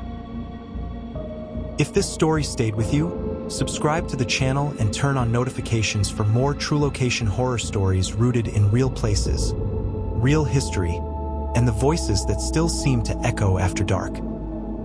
And if you ever visit a place marked by tragedy, remember this. Sometimes the most frightening sound is not a scream. Sometimes it is a single hammer strike reminding us that someone was left out. I should have left Koh Kam the moment the fisherman asked me one question. Not where I was from. Not how long I planned to stay. Not whether I had enough water, a flashlight, or a way to call for help. He looked at my backpack, then at the black volcanic rocks scattered across the white sand, and asked me quietly, "Have you ever heard the ocean call you by name?" I laughed because I thought he was joking. He did not laugh back. That night, on a tiny island near Koh Mak, I woke up to footsteps circling my tent. Slow footsteps. Wet footsteps. The kind made by bare feet coming straight out of the sea. Then a voice whispered from the rocks. Not in Thai. Not in English. In my own voice. It said, Don't let him take the stones. By sunrise, one of us was gone. And for years, I believed I knew who the island had taken. I was wrong. Koh Kam is a small island near Koh Mak, in Trat Province, southeastern Thailand, close to the Cambodian border. By day, it looks almost unreal: white sand, turquoise water, and black volcanic rocks lying along the shore like pieces of another planet. Tourists remember the color of the water. Photographers remember the contrast between the pale beach and the dark stone. But local fishermen talk about something else. They say certain parts of Koh Kam are protected by sea spirits. They say people who camp there overnight sometimes hear footsteps outside their tents, even when no one else is on the island. They talk about voices coming from the black rocks after midnight. They talk about strange lights moving offshore, drifting over the dark water, and then disappearing. And they talk about the feeling that comes when you walk alone after sunset. The feeling that the island has noticed you. I heard those stories before I went. I thought that made me prepared. The first time I saw Koh Kam, I understood why people ignored the warnings. Some places do not look haunted. They look blessed. The boat came in low over the water, its engine coughing behind us, while the island slowly appeared ahead. The sand was white enough to hurt my eyes. The water shifted from clear glass to deep blue-green. Beneath the surface, coral shadows moved like sleeping animals. Then I saw the rocks. Black volcanic stone sat along the beach in clusters, dark and sharp against the bright sand. They looked less like rocks than teeth. I was 34 then, working as a freelance travel videographer. I had filmed beaches, abandoned hotels, roadside shrines, ruined temples, and every kind of haunted attraction that usually turned out to be bad wiring, wind, or marketing. But Koh Kam felt different before I even stepped off the boat. It was not silent exactly. The sea moved. Birds cried somewhere in the trees.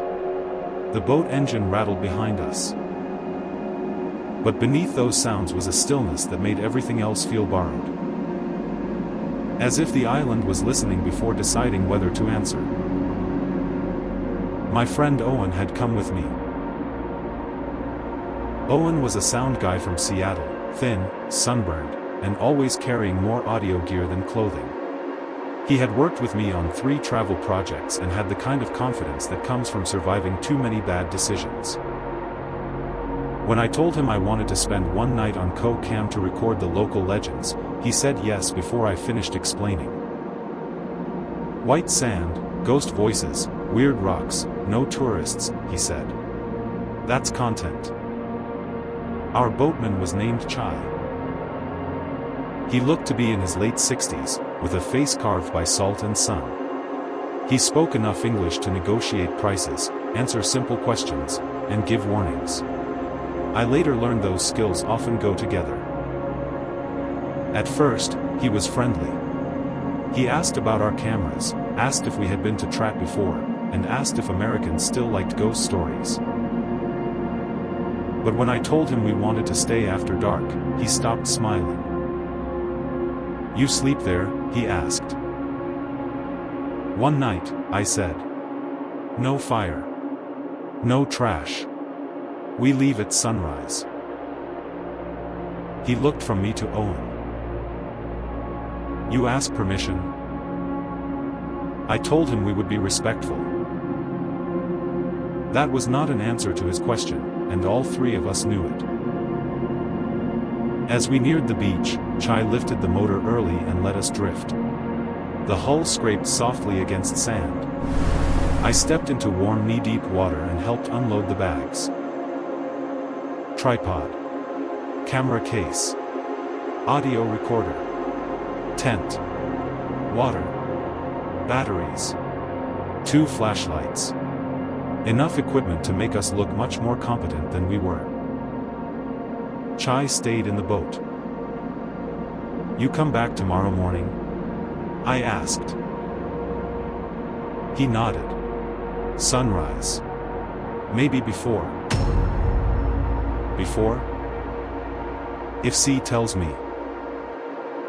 Owen pointed toward the black rocks. What's the story with those? Chai followed his finger. For a long moment, he said nothing. Then he spoke softly. Some places are not for feet. What does that mean? I asked. He tapped his chest with 2 fingers. Not for people. Not after dark. Because of the spirits? Chai looked toward the water behind us. C has memory, he said. People forget. C does not. The filmmaker part of my brain immediately wanted that line on camera. I reached for my recorder. Can I ask you a few questions before you go? He shook his head. No story from me. Just one.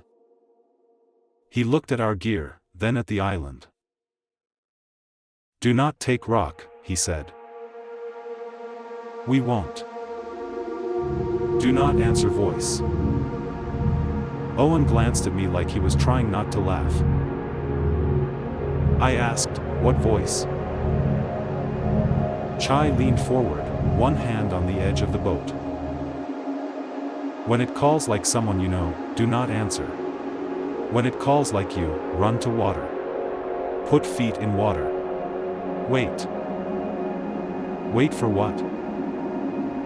For it to know you are not hiding. I should have listened harder. But standing under a bright Thai sun, with turquoise water around my ankles, it sounded like folklore. Beautiful, eerie, perfect for narration. Then Chai asked me the question. Have you ever heard the ocean call you by name? I laughed. I still hate myself for that. Chai started the engine. Tomorrow, he said. Sunrise. Then he left us with the island. For the first few hours, nothing happened. Fear often needs time to become believable. We filmed the beach, the water, the black stones, and the way waves clicked through the rocks like wet bones tapping together. Owen set up microphones near the shore and listened through his headphones. Listen to this, he said. I put on the headphones. Through the recorder, co-cam sounded different. The waves had layers. A low breath underneath, a whispery pull as the water slid back through sand, and the occasional crack of something shifting beneath stone. It sounds like voices, I said. Owen grinned. Exactly. By late afternoon, the island became almost painfully beautiful. The water brightened. The sand cooled. The black rocks threw long shadows across the beach. I recorded a few lines near the water. Co-cam is small enough to feel private, I said into the camera. But local stories say the island changes after dark. Fishermen talk about voices in the rocks, lights offshore, and footsteps around tents where no footprints should be. Behind the camera, Owen nodded. Good delivery. I kept going. We're staying here tonight to find out whether those stories are warnings for tourists, or whether something on co-cam really does not want visitors after sunset. At the time, I was proud of that line. Later, when I watched the footage, I noticed something behind me. The water was calm. But one black rock, about 20 feet away, was wet. Not all of them. Just one. As if something had climbed out of the sea and stood behind it. We set up the tent above the tide line, near a small rise of sand with palms behind us and the open beach in front. Owen placed one recorder near the tent and another closer to the rocks. 11 hours of spooky nothing, he said. You say that like spooky nothing doesn't pay our rent. Spooky nothing pays badly. As the sun dropped, the island changed. Not suddenly. There was no thunder, no cold wind, no dramatic sign. It was worse than that. The beauty drained out slowly. The turquoise water turned gray. The white sand lost its glow. The black rocks became larger, heavier, less like stones and more like crouched figures facing the sea. Owen zipped our food bag closed and looked toward the rocks. You feel that? He asked. I did. It was not exactly the feeling of being watched. It was the feeling of being noticed. There is a difference. Being watched means something sees you. Being noticed means something has decided you matter. At 9, Owen walked toward the water to record the waves. 10 minutes later, he still had not come back. Owen? I called. No answer.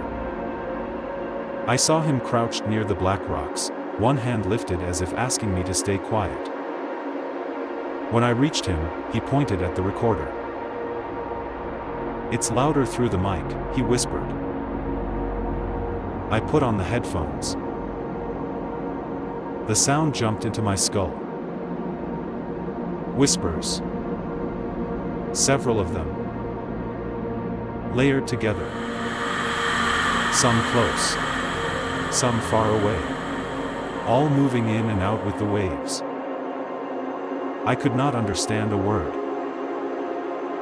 Then, beneath the whispers, I heard a laugh.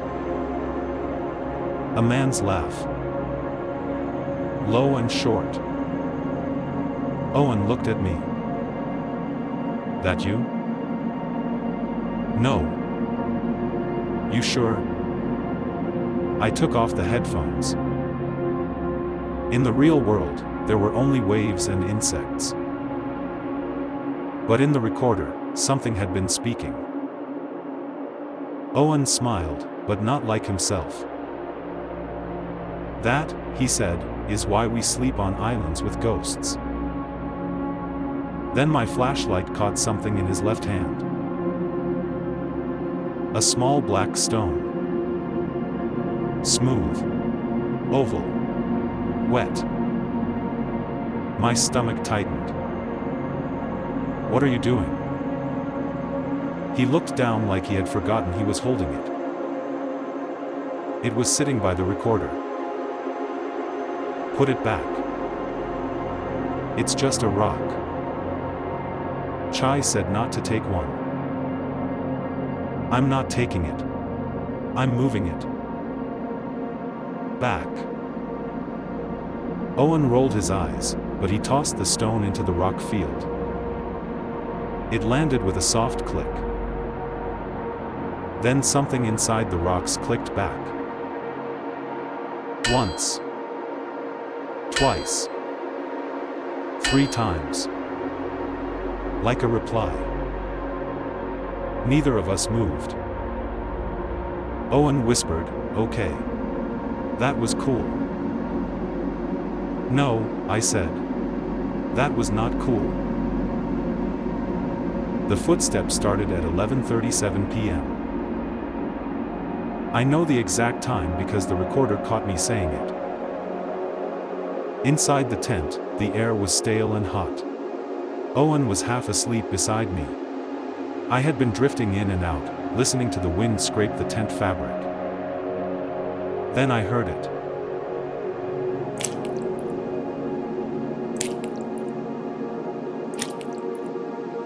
A wet foot pressing into sand. I opened my eyes. For a moment, I thought it was Owen shifting in his sleep. Then it came again. Step. Drag. Step. Outside. Owen, I whispered. He didn't move. Owen. He inhaled sharply. What? Listen. The footsteps stopped. Then, from behind the tent.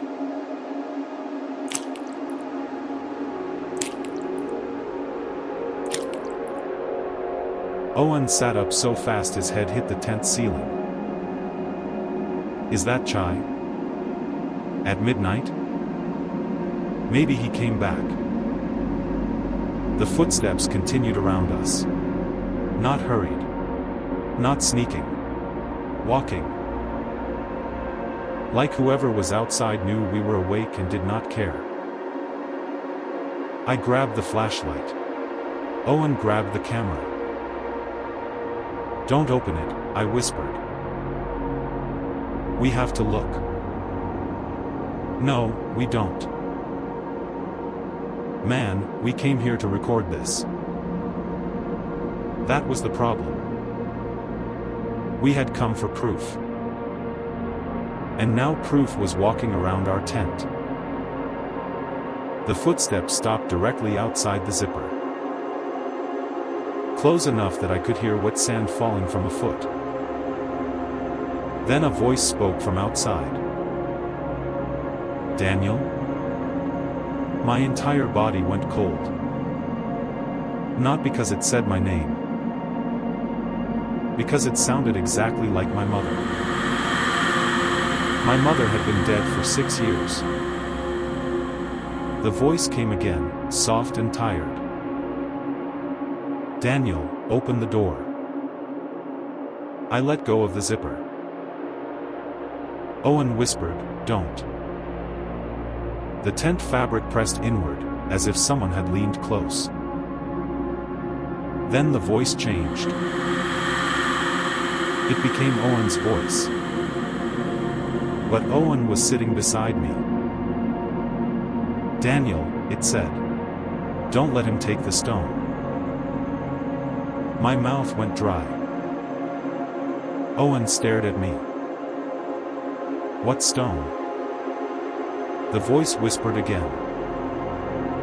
Don't let him take the stone. Then the footsteps moved away and vanished. We sat in the dark for a long time.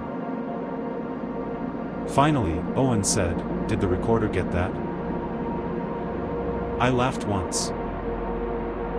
It came out wrong. I really don't care.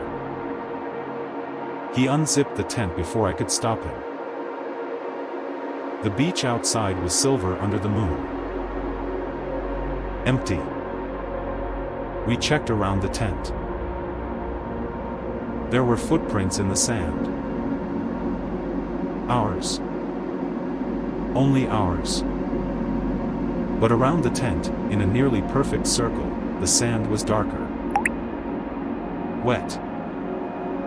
Like a ring of seawater had been poured around us.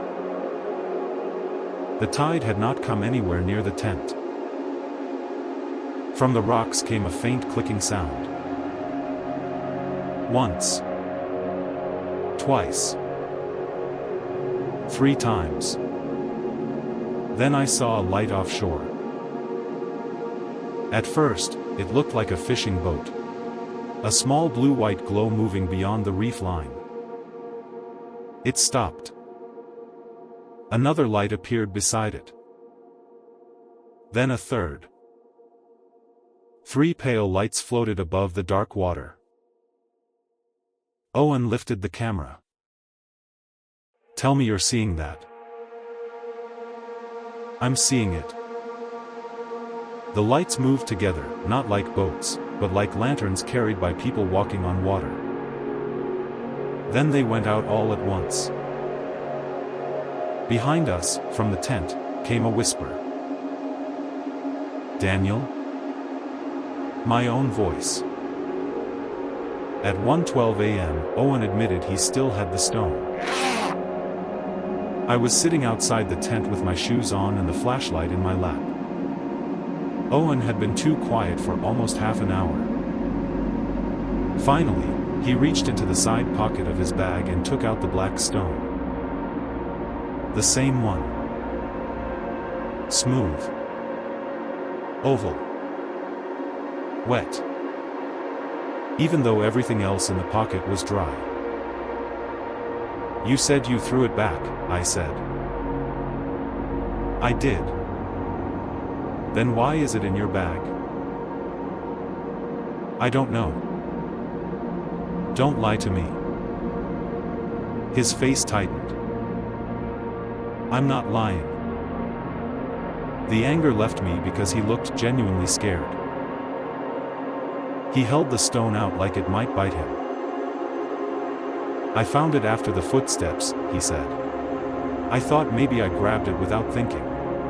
But I don't remember. Put it back. Where? The rocks. No. Owen. No, listen. What if putting it back is what it wants? That made no sense. But fear rarely needs logic. It only needs a direction. He turned the stone in his hand. There are markings on it. I leaned closer. At first, I saw only scratches. Then the flashlight angle shifted. There were lines. 3 curved marks crossing one straight mark. The stone pulsed in his palm. Not with light. With sound. A vibration so low I felt it more than heard it. The audio recorder near the tent suddenly lit red. Recording. By itself. Then its speaker crackled. We had not turned on playback. A voice came through. My voice. But slower. Far away.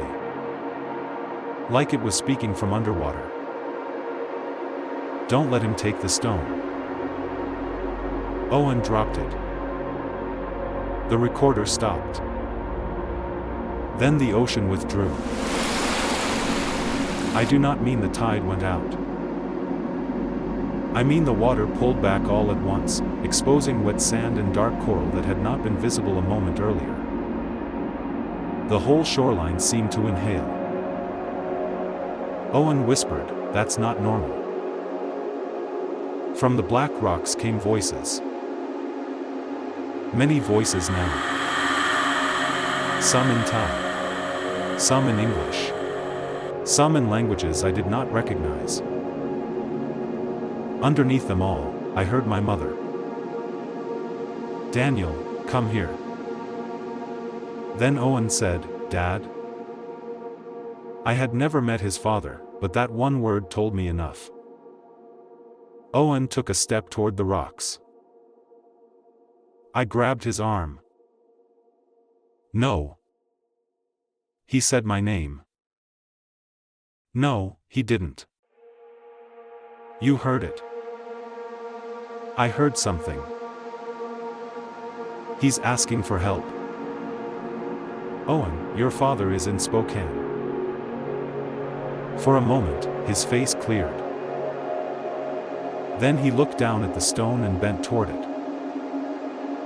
I shoved him hard. He fell backward. "What the hell?" "Leave it. It's a rock." "It's not." The voices stopped. All of them. That was worse. Because in the silence, we heard footsteps again. Not around the tent. This time from the water. Step. Drag. Step. coming across the exposed sand. No body. No footprints. Just the sound of wet feet walking toward us from the sea. I grabbed the stone and threw it as hard as I could toward the black rocks. For 1 second, everything stopped. Then something inside the rocks screamed. Not like a person. Like metal bending underwater. The sea rushed back in. A wave surged across the sand, slammed against the rocks, and rolled almost to our feet. We ran into the tent and zipped it shut. For the next hour, the island walked around us. Not one pair of footsteps. Many. Circling the tent. Crossing the sand. Stopping near our bags. Moving toward the rocks. Coming back. Sometimes wet. Sometimes dry. Sometimes heavy, like boots. Sometimes small, like a child. At 3:04 a.m., the zipper opened. Neither of us touched it. The zipper pull was outside.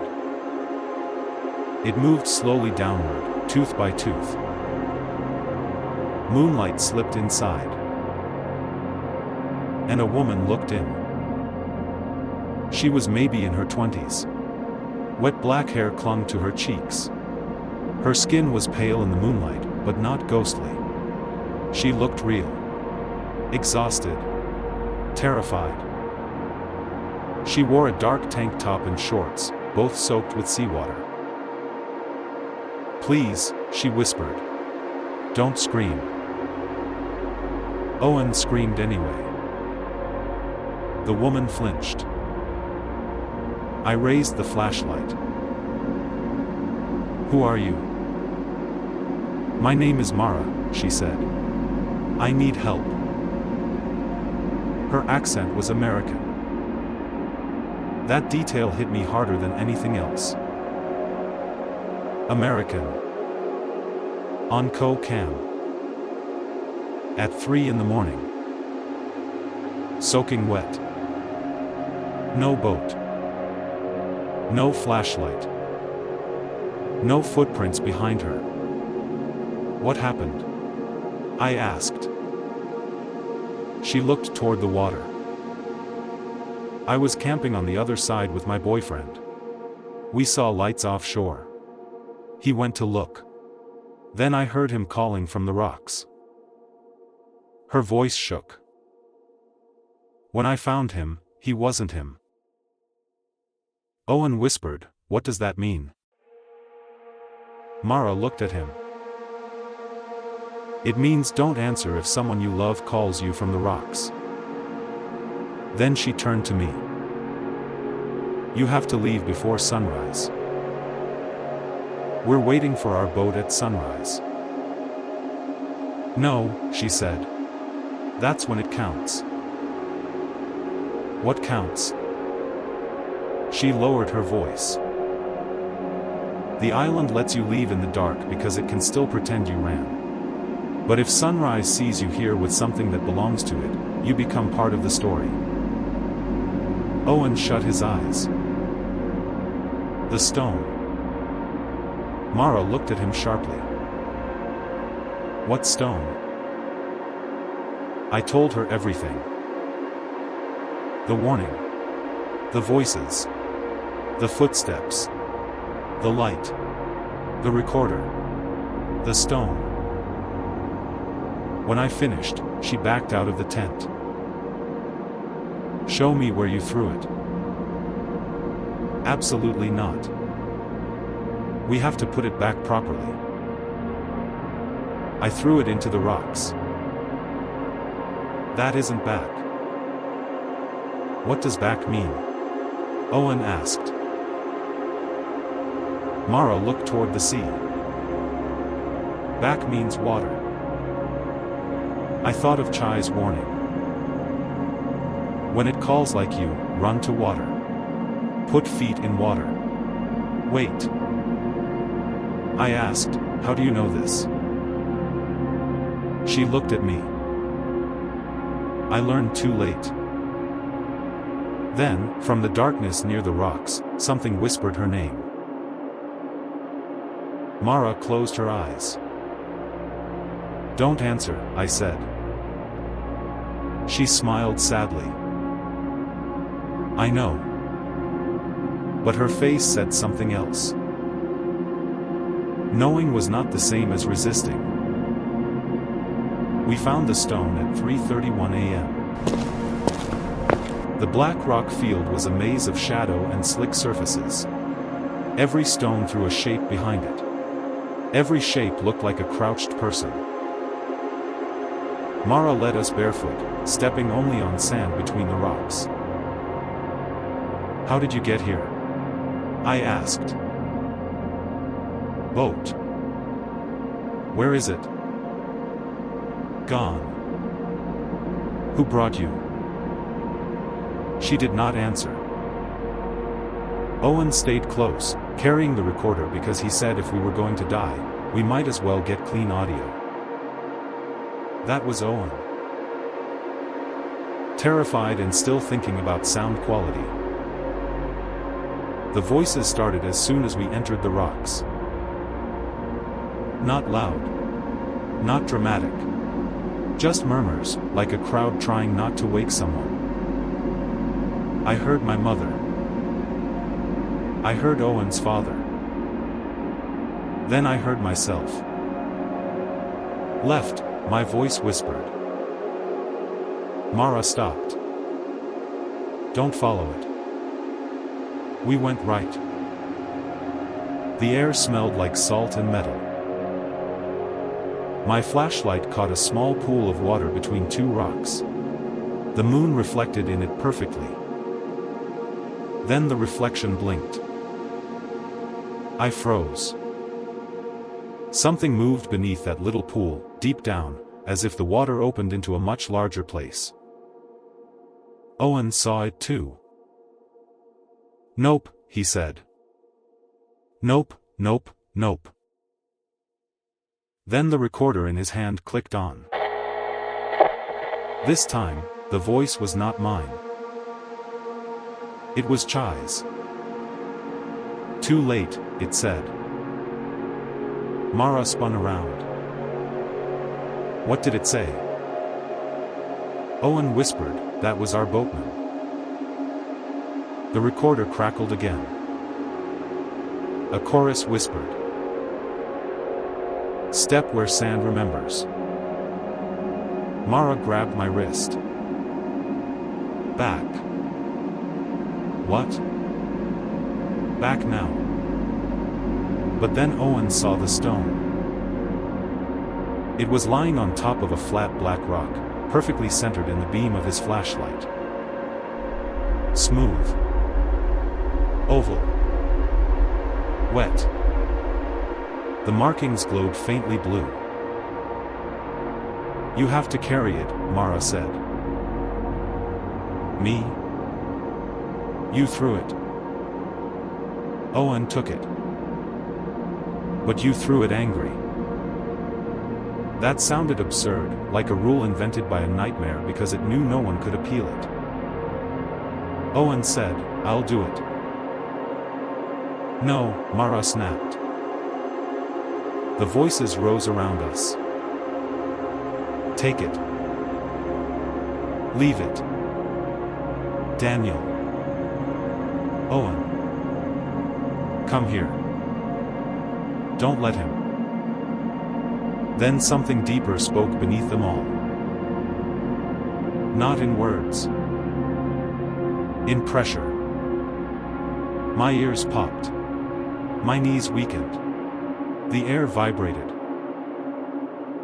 I stepped toward the stone and picked it up. The island went silent. No waves. No insects. No wind. The stone was cold from a place sunlight had never entered. Mara pointed toward the water. Go. We ran. We slipped on rocks. Owen cut his hand. I nearly dropped the stone twice. Behind us, footsteps rushed over stone and sand.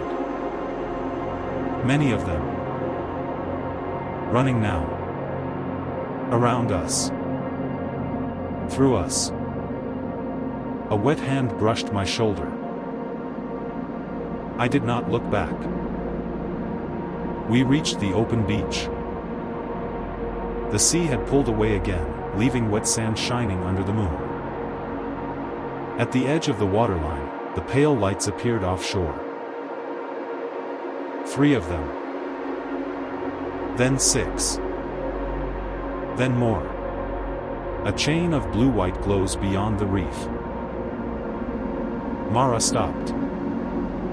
"No," she whispered. "What? That's not water." I looked down. The exposed sand ahead of us moved in patches. Dark shapes rose beneath the surface, like backs turning under skin. The waterline was not where the sea had gone. It was where something was waiting. The voices returned. This time, all of them spoke in my voice. "Don't let him take the stone." Over and over. Mara stepped close. "When I say run, run straight to the lights." "You just said that's not water." "It isn't." "Then why would we run there?" "Because it wants you afraid of the wrong thing."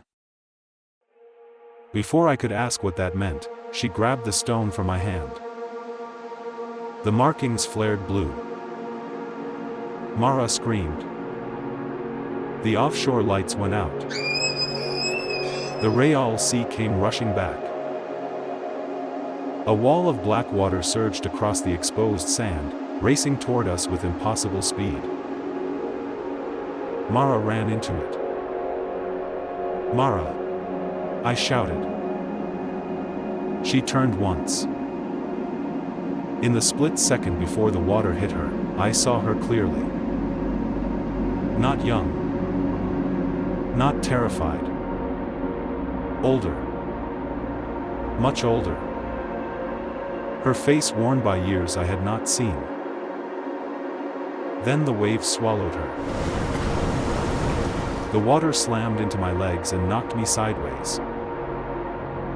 Owen grabbed my shirt. The stone was gone. Mara was gone. The voices stopped. The footsteps stopped. Far out in the dark, a boat engine started. Chai arrived before sunrise. He came out of the gray morning mist like he had been waiting beyond the edge of the world. Owen and I stood in the shallows exactly as Chai had told us, feet in the water, backpack soaked, tent abandoned, no stone, no Mara, no explanation. Chai brought the boat close but did not step onto the island. "You see light?" he asked. I nodded. "You answer voice?" No. It was almost true. His eyes moved to Owen. "You take rock?" Owen looked down. "No." Also almost true. Then Chai looked at me. "Where is woman?" My blood went cold. "What woman?" "The one walking with you." Neither of us spoke. Chai looked toward the black rocks. "She put back?" I whispered, "Who was she?" Chai turned the boat toward Comac. "Some people protect island," he said. "Sea spirits?" He shook his head. "People who learn too late." On the ride back, none of us spoke. By daylight, Koh Kam looked beautiful again. White sand, turquoise water, black stones. A perfect island. A place no one would believe could walk around your tent at night. Back on Koh Mak, Chai helped us unload our bags. I tried to pay him extra, but he refused. Then he tied a small red thread bracelet around the handle of my camera case. For memory, he said. I already have memory. He looked at me. Not yours. Then he left. We reported nothing. What would we say? That an American woman named Mara appeared on an empty island at 3 in the morning, helped us return a haunted volcanic stone to the sea, and vanished in a wave? That footsteps with no footprints circled our tent? That the rocks spoke in the voices of our dead? No. We simplified. We told the guesthouse owner we got scared and left early. We told travelers the island was beautiful but not worth camping on. We told ourselves we were exhausted, overheated, dehydrated, suggestible. But that night, Owen checked the audio. He lasted 12 minutes before taking off the headphones. What? I asked. He looked pale. Don't listen tonight. So of course I listened. Most of the recordings were normal. Waves. Wind. Tent fabric. Then 11:37 p.m. The footsteps. Clear. Wet. Slow. Then my mother's voice. I ripped the headphones off. After a minute, I forced myself to continue. At 3:04 a.m., when Mara opened the tent, the recorder captured something I had not heard in the moment. Before the zipper moved, a voice outside the tent whispered, "Use her. He will follow her." It was my voice. Owen leaned against the wall. "Delete it," he said. I didn't. I should have. But proof is a sickness. A year later, a package arrived at my apartment in the States. No return address. Inside was a small padded envelope. Inside that was a black stone.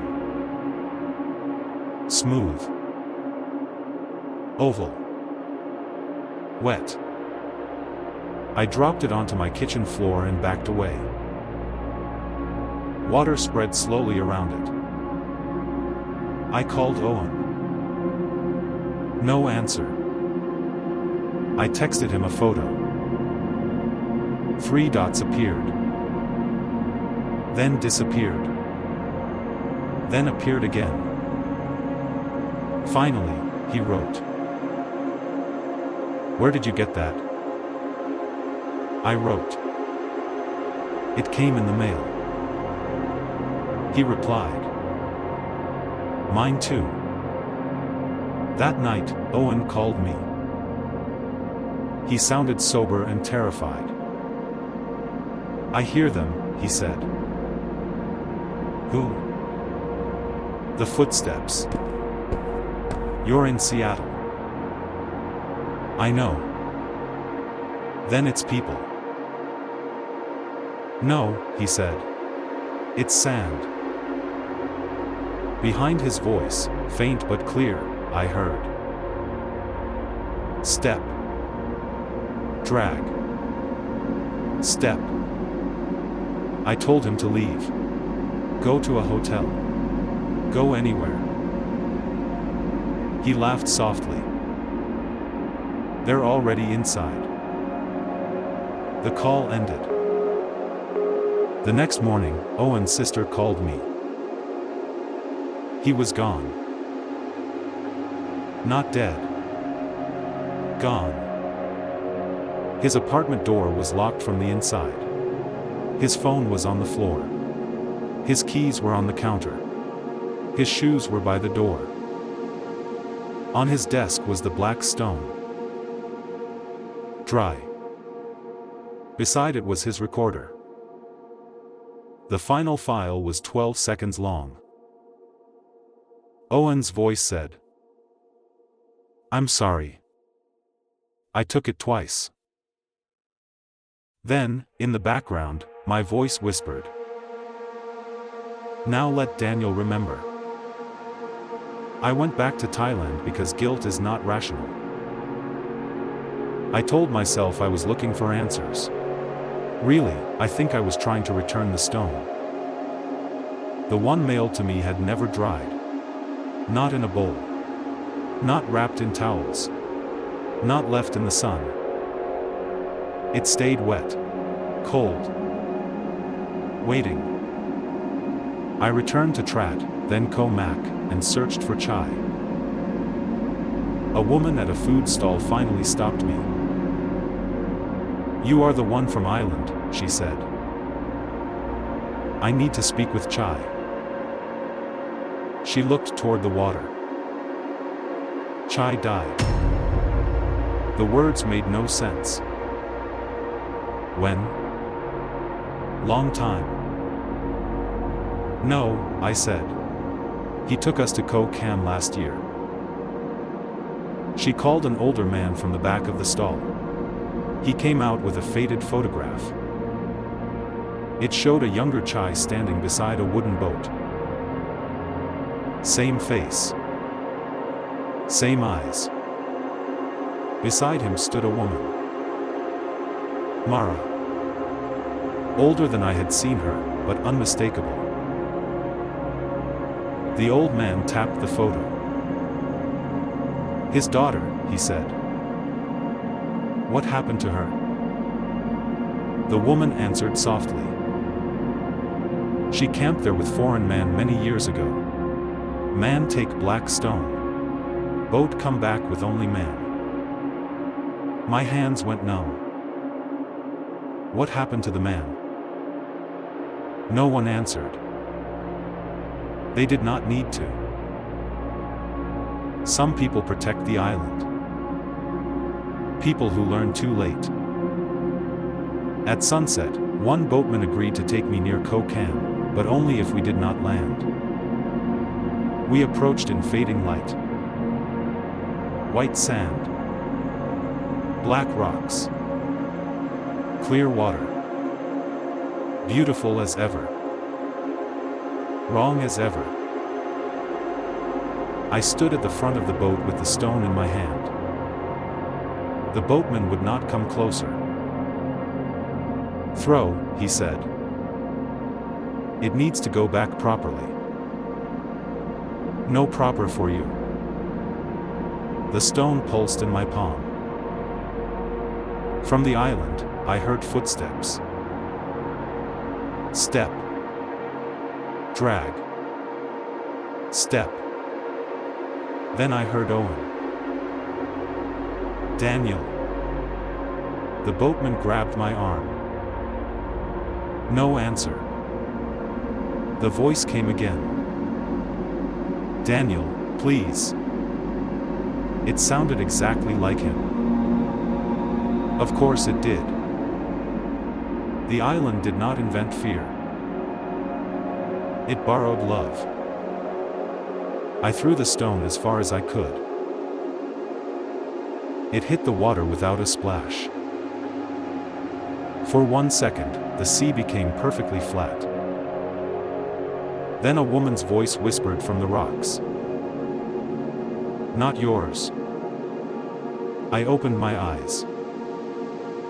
Mara stood on the beach. Beside her stood Owen.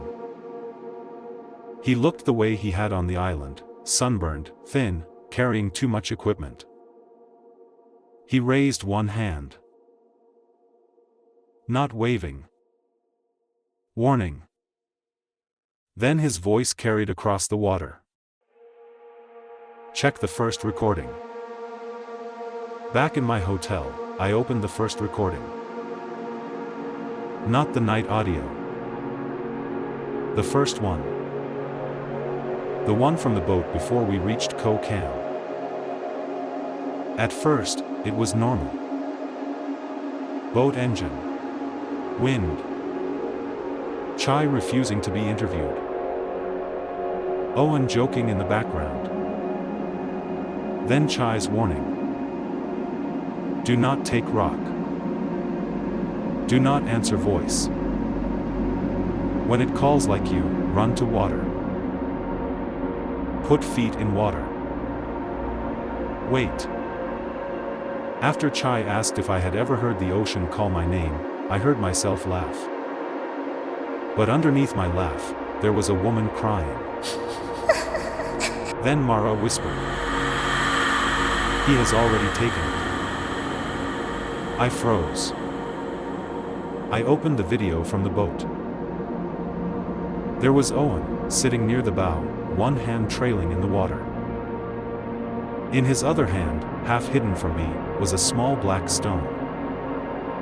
Smooth. Oval. Wet.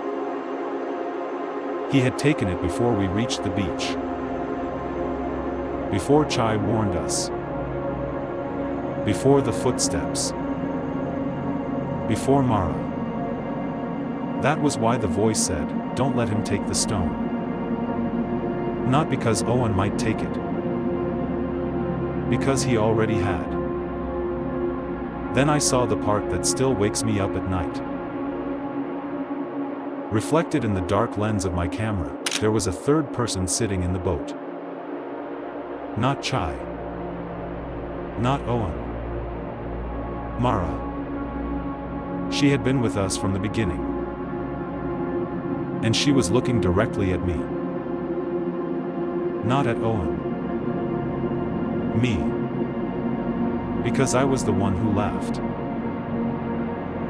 I was the one who heard a warning and treated it like a story. For years, I thought Koh Kam had taken Owen because he stole from it. But Owen took the stone. Mara took the punishment. And I took the story. That was the thing the island never forgave.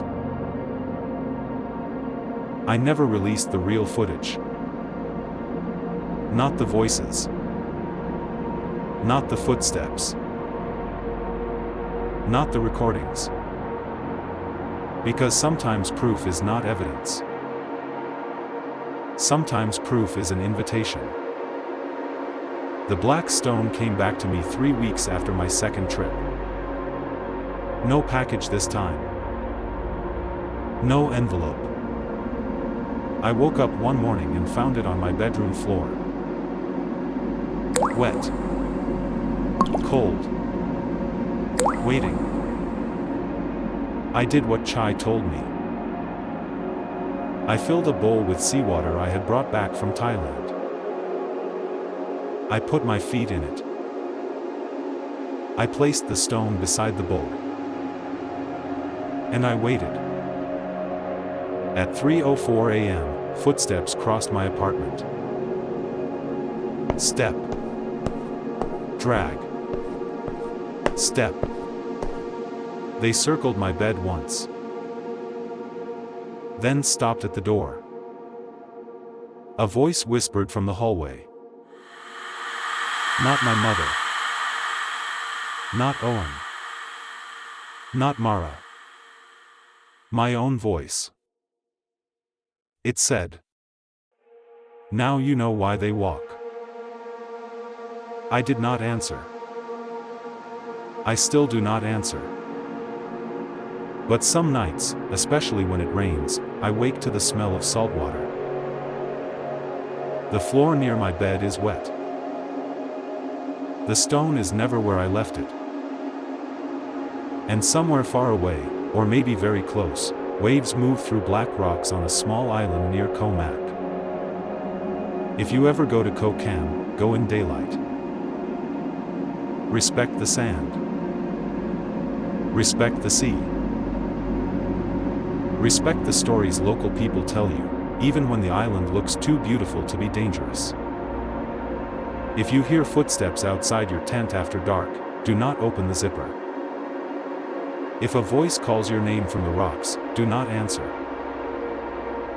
And if you find a smooth black stone lying alone on the white sand, leave it there. Because the island does not keep what belongs to it. It follows what belongs to you. Some places do not need walls to be forbidden. Some places only need memory. And Ko-Kam remembers every hand that reaches down, every voice that laughs at a warning, and every story taken from its shore. So if the sea ever calls you by name, pretend you did not hear it. If this story kept you listening until the end, subscribe for more true place horror stories from around the world. And next time you travel somewhere beautiful, remember, some warnings are not meant to scare tourists away. Some warnings are there because someone survived long enough to pass them on. Some places do not need walls to be forbidden. Some places only need memory. And Ko-Kam remembers every hand that reaches down, every voice that laughs at a warning, and every story taken from its shore. So if the sea ever calls you by name, pretend you did not hear it. If this story kept you listening until the end, subscribe for more true place horror stories from around the world. And next time you travel somewhere beautiful, remember, some warnings are not meant to scare tourists away. Some warnings are there because someone survived long enough to pass them on. The first time I heard my mother call my name in the middle of a Thai forest, I told myself I was only tired. Then I remembered one thing. My mother had been dead for 6 years. She had never been to Thailand. She had never even known where Nakhon Nayok was on a map.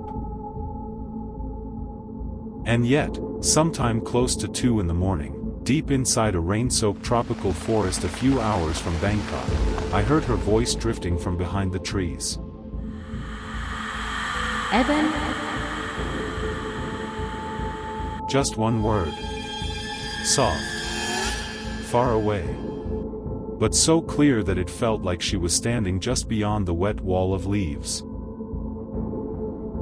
I had already put one foot outside my tent. My hand had already pulled the zipper halfway down. And if the local guide had not rushed over and covered my mouth with his hand, I think I would have answered. I think I would have walked toward that voice. And I think no one would have ever found me again. I did not go to Nakhon Nayok looking for ghosts. I was not one of those people who runs into the woods with a camera and screams at every broken branch. I had camped in Oregon, hiked in Montana, filmed short documentaries in Southeast Asia, and spent enough nights outdoors to believe that most ghost stories begin with 3 ordinary things: darkness, exhaustion, and imagination. But Nakhon Nayok was different. In daylight, the place was beautiful enough to make you lower your guard. Thick tropical trees leaned over narrow trails. The air smelled of red earth, wet leaves, and waterfall mist. Birds called from high branches. Insects buzzed like electricity. Somewhere beyond the trees, water moved constantly over stone. But after sunset, the forest changed. Not in a way you could easily point to. It was more like a pressure in the air, a feeling that the darkness between the tree trunks was not empty anymore. It felt occupied. Waiting. Watching from inside the jungle. The Thai people have many stories about forest spirits. Some call them Phai Pa. I first heard that name from a woman selling coffee near the ecotourism area where I was staying. She spoke slow English, careful enough for me to understand. In the forest, she said, if someone calls your name, do not answer. I smiled because I thought she was telling a local legend for tourists. She did not smile back. She looked at the recording microphone clipped to my backpack and said, especially if the voice sounds like someone you love.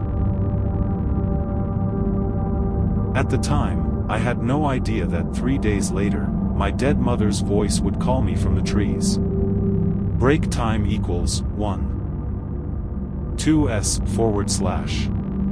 And I had no idea that the man who saved me that night should not have been alive at all. I arrived in Thailand near the end of the rainy season. My job was simple. I produced long-form audio stories for an American horror channel, and I liked using real sound whenever I could. Real rain. Real insects. Real footsteps on wet ground. I believed that a true forest ambience, recorded in the right place, could be more unsettling than any sound effect pulled from the internet. A friend in Bangkok suggested Nakhon Nayok. It's not too far from the city, he told me. Forest, waterfalls, trails. Tourists go there all the time. But if you go deeper, the sound is incredible. That was all I needed to hear. I rented a small car and packed my backpack with recording gear, batteries, a rain jacket, a flashlight, a multi-tool, a first aid kit, and enough water for a long hike. Traveling with me was Mark, a Canadian friend I had met while filming in Laos. Mark did not believe in ghosts, spirits, curses, or anything that could not be explained with bad weather, bad judgment, or bad alcohol. Every forest has stories, he said as we left Bangkok. People make them up so kids don't wander off. If there really is a forest ghost, I just hope it knows how to pose. I need a good thumbnail. That was Mark. Always joking at exactly the wrong time. I laughed with him then. Looking back, that might have been the last easy laugh we had on that trip. We reached a small lodge near the edge of the forest late in the afternoon. It was not fancy, but it was clean. The guest cabins were built from dark wood, with tin roofs and narrow porches. Behind them ran a small stream. Beyond that, the trees grew thicker and darker, as if there was an invisible line between the tourist world and the part of the forest that did not want visitors. The owner was a Thai woman in her 50s named Molly. She spoke good English and had worked in Bangkok for many years. When she heard we wanted to spend one night deeper in the forest to record natural audio, she shook her head before I had even finished explaining. Daytime is fine, she said. Nighttime is not good. I told her we would not wander around. We would hire a local guide, set up in a safe place, record for a few hours, and return in the morning. Molly stayed quiet for a long moment. Then she asked, "Do you know Phai Pa? Forest ghosts, right?" I said. She nodded. Not always ghosts in the Western way. Sometimes they are spirits of people who died in the forest. Sometimes they are older things. People say they live where the forest is too deep, where humans do not belong. They do not need to show themselves. They only need to call. Call your name? I asked. Yes, she said. Or call with the voice of someone you know. Mark dropped his camera bag on a chair and smiled. If I heard my mother's voice in the woods, I would know it was fake. My mom hates camping. Molly looked directly at him. Knowing it is fake does not mean you will not follow it. The room went quiet for a few seconds. Then Molly sighed, pulled out her phone, and made a quick call in Thai. She spoke fast, glancing at us only once. When she hung up, she said there was one man who might be able to take us in. His name was Anan. He used to work with the forest rescue teams, and he knew the area better than anyone. Will he stay overnight? I asked. Molly did not answer right away. She only said, if Anan tells you to turn back, you turn back. No questions. No arguing. I agreed. Mark nodded too, though I could tell he did not really mean it. The next morning, Anan appeared at 6. He was somewhere in his 60s, thin, sun-darkened, with silver hair and the careful movements of someone who had spent most of his life outdoors. He wore a faded green long-sleeve shirt, old field pants, and hiking shoes that looked older than some of my camera lenses. Around his neck was a red cord with a small piece of carved wood hanging from it. The first thing I noticed about Anan was his eyes. They were the eyes of a man who had seen more than he wanted to remember. He checked our packs without ceremony. Water. Flashlights. Batteries. Whistle. Rain covers. First aid kit. When he saw my audio recorder, he lifted it, turned it in his hand, and asked, "This records every sound?" "Almost every sound," I said. He handed it back to me. "Then remember this. Not every sound should be heard again." I thought I misunderstood him. "What do you mean?" Anan looked toward the trees. In the forest, the most dangerous thing is not always a snake. Not a wild animal. Not a cliff. Sometimes it is the sound that makes you think you know it. Mark looked at me and tried not to laugh. I did not laugh. The way Anan spoke did not sound like superstition. It sounded like experience. We entered the forest just after 7. At first, the trail was easy. There were signs, wet stone steps, and traces of tourists who had passed through earlier in the week. Pale sunlight filtered through the canopy. The sound of water came and went as the trail curved toward and away from the stream. I turned on my first recorder as soon as we crossed into the trees. The audio was beautiful. Cicadas trembled in waves. Birds called from the upper branches. Wet leaves brushed against each other whenever the wind shifted. Every now and then, some fruit or branch fell to the ground with a soft thud that sounded too much like a footstep. Mark filmed the thick trees, the waterfall spray, and Anan's hand touching bark and stone as if reading a map only he could see. After about 2 hours, we left the main tourist trail. Anan led us through a narrow path almost hidden by vines. He said few tourists used it, but it was safe if you knew where you were going. The moment we stepped onto it, I felt the difference. The waterfall behind us faded. Human voices disappeared completely. The trees closed in. The light weakened. In some places, the branches were so tight we had to bend low and push through leaves wet enough to soak our sleeves. Mark still tried to sound excited. "This is what we came for," he said. "No footprints. No trash. No selfie people." Anan stopped immediately. He looked down at the mud. There are footprints. I followed his eyes. So did Mark.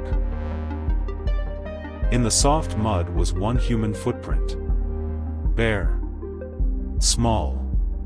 Like the footprint of a child. The problem was where it appeared.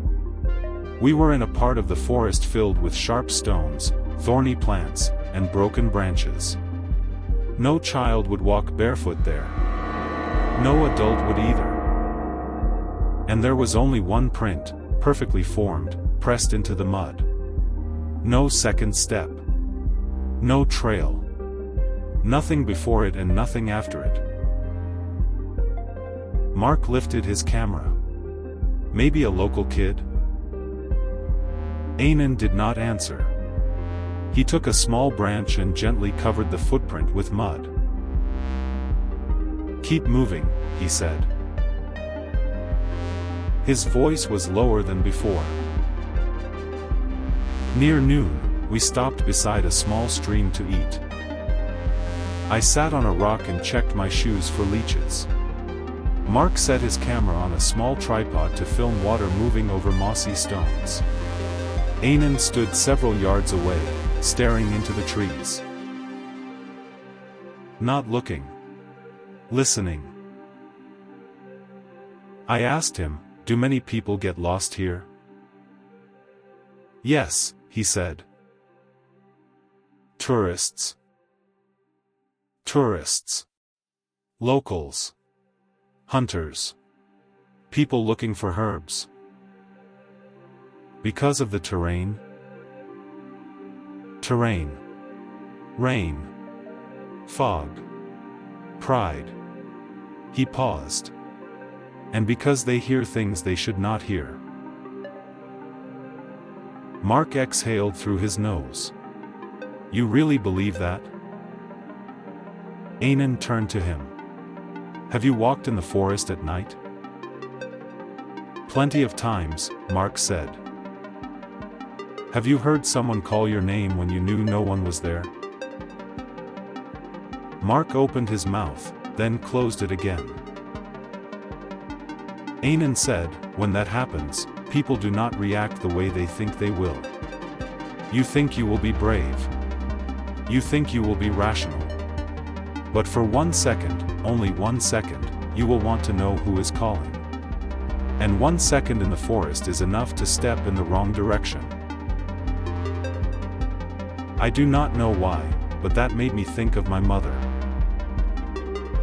She died of cancer when I was 32. In her final months, her voice became weak, but one thing never changed, the way she said my name. Not just Evan. She would stretch the first sound a little, half worried, half loving. Evan. I hated how clearly I remembered it. I hated even more that it was the first sound my mind chose to replay in that strange Thai forest.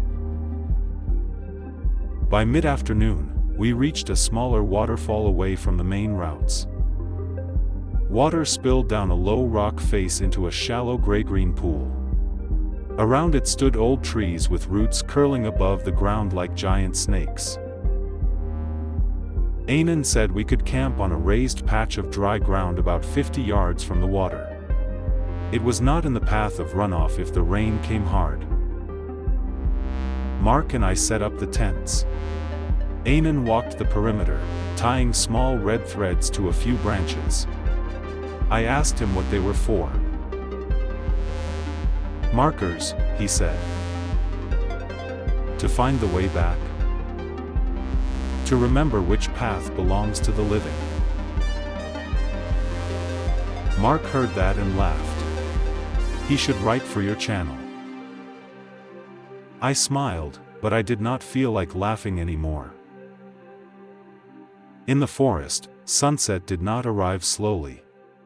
There was no horizon, no orange sun sinking down. The light simply withdrew. One moment the leaves were green. The next, everything was gray. Then black. We ate under a tarp while rain clouds pressed low above the trees. Anan drank hot tea from a metal bottle. Mark reviewed footage. I set one microphone near the stream and another facing the deeper forest. Around 8, the rain began. Not a storm. Just a steady, patient rain tapping thousands of leaves at once. I sat inside my tent wearing headphones, listening to the live feed from the recorder. A forest through headphones is different from a forest through your ears. It becomes closer. More private. You hear the tiny things usually buried in the noise: insect wings, droplets falling from leaf tips, the scratch of some small animal moving under brush. Then I heard whistling. I took the headphones off. Outside, there was only rain. I put them back on. The whistle came again. 3 notes. Slow. Like someone calling a dog home.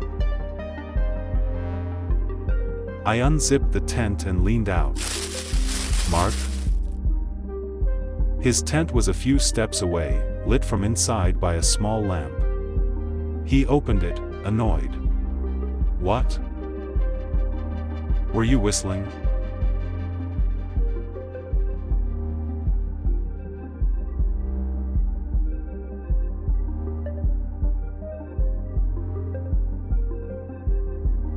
No. From under the tarp, Anan spoke immediately. Do not whistle in the forest at night. Mark looked at him. We weren't. Anan sat very straight beside the small cooking fire. The light made his face look older and hollowed out. Then do not answer it, he said. No one spoke after that. About an hour later, the whistling stopped. I tried to tell myself it had been a night bird. Or an insect. Or some natural sound amplified by the microphone until it resembled a human melody. Near midnight, Mark crawled into my tent. His face was pale. He was not joking anymore. Did you hear a person? He asked. I sat up. What person? He swallowed. Someone just called me. The rain kept tapping against the tent. Called how? I asked. By name. I reached for the headphones and listened to the forest recorder. At first, there was only rain. Then insects. Then a strange gap in the sound, as if the whole forest had taken a breath. After that, a woman's voice came from very far away. Mark. Mark's face went completely white. That's my sister, he whispered. I took the headphones off. Where is your sister? Toronto. It could be someone nearby. No, he said. My sister has had that hoarse voice since she was a kid. I know it. Before I could respond, Anan appeared outside the tent, holding a flashlight that was not turned on. Come out, he said. His voice was quiet but hard. We crawled out into the rain. Anan raised a finger to his lips and pointed across the stream. At first, I saw nothing. The forest on the other side was pure black. Then a light appeared. A small yellow point, floating between the tree trunks. It looked like a flashlight, but it did not swing or shake. It stayed still for several seconds, then drifted slowly to the left, as if someone was carrying it deeper into the forest. Mark lifted his camera. Anan pushed his hand down. "Do not film." "Why?" Mark whispered. "Because if you see it through a camera, you may think it is farther away than it is." That sentence made no sense to me then. Then a second light appeared. Then a third. 3 yellow lights moved between the trees, not in a line, not on any trail. They slipped through trunks too close together and brushed too thick for any person to pass. Then I heard my name. Evan. My heart stopped for one clean beat. It was not the fact that a voice had called me. It was the voice itself. It was my mother. I cannot explain that feeling to anyone who has not lost a parent. You can listen to old voicemails. You can watch family videos. You can try to remember the sound in your mind.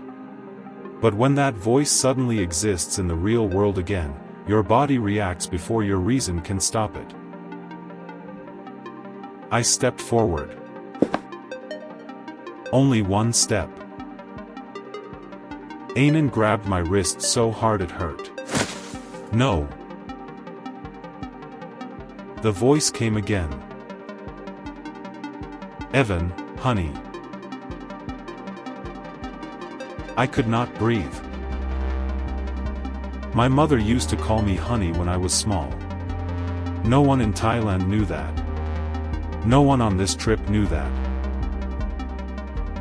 I tried to tell myself it was a trick, but some weak and grieving part of me wanted to believe she was out there. That somehow, impossibly, my mother was standing beyond the wet trees, and she needed me. I pulled against Anan's grip. He stopped speaking. He simply covered my mouth with his other hand, hard enough that I nearly choked. At that exact moment, the lights went out. They did not fade. They were not blocked by trees. They just vanished.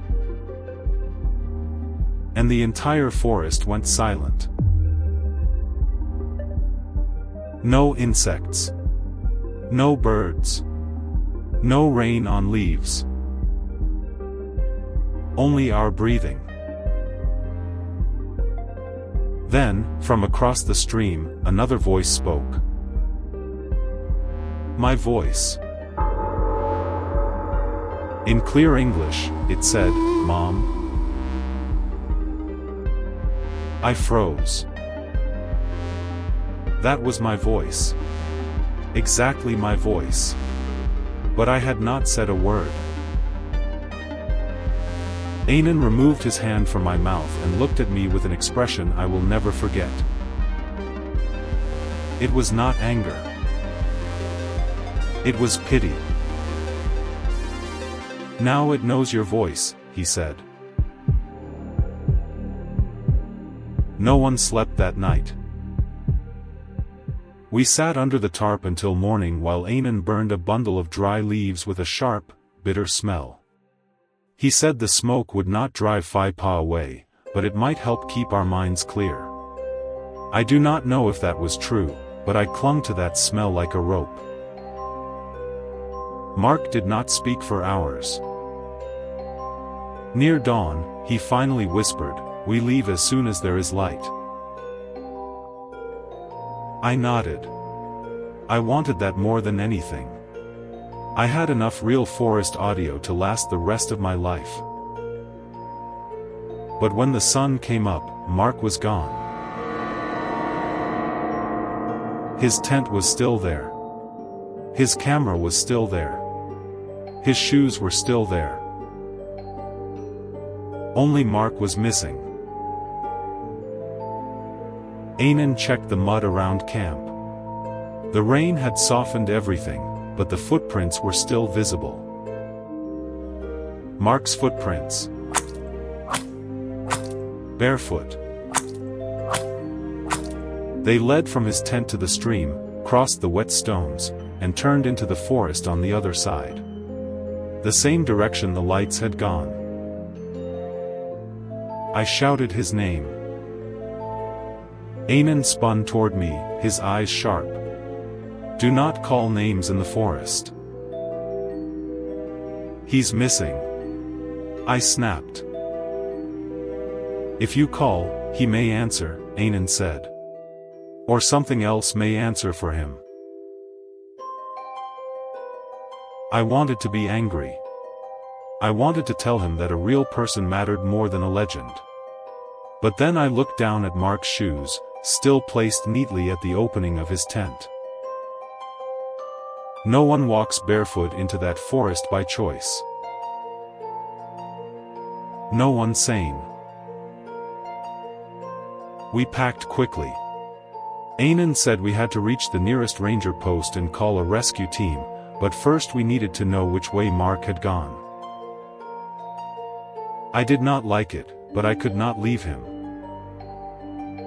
We crossed the stream.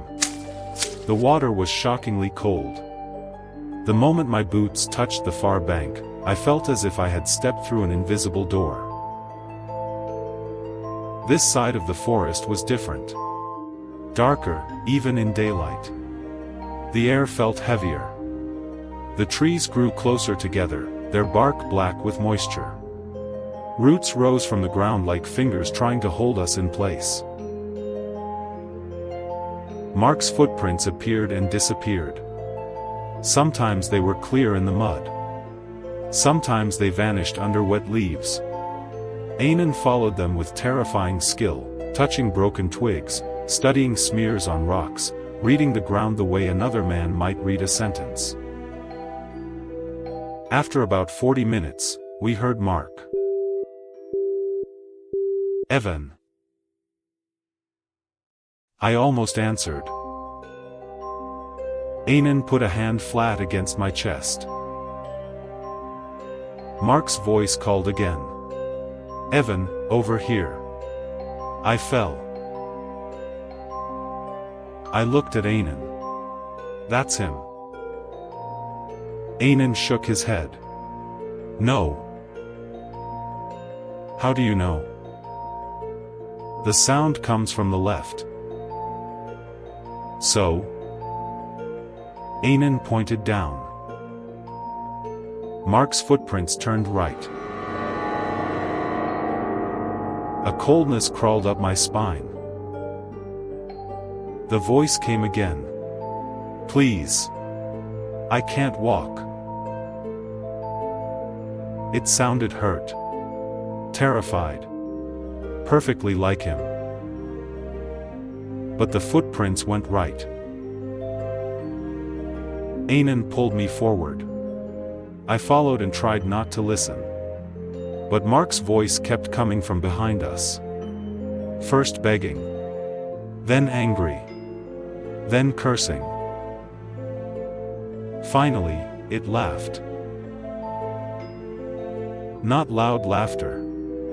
A small sound caught in the throat, like something was trying to imitate a human laugh but had not learned how yet.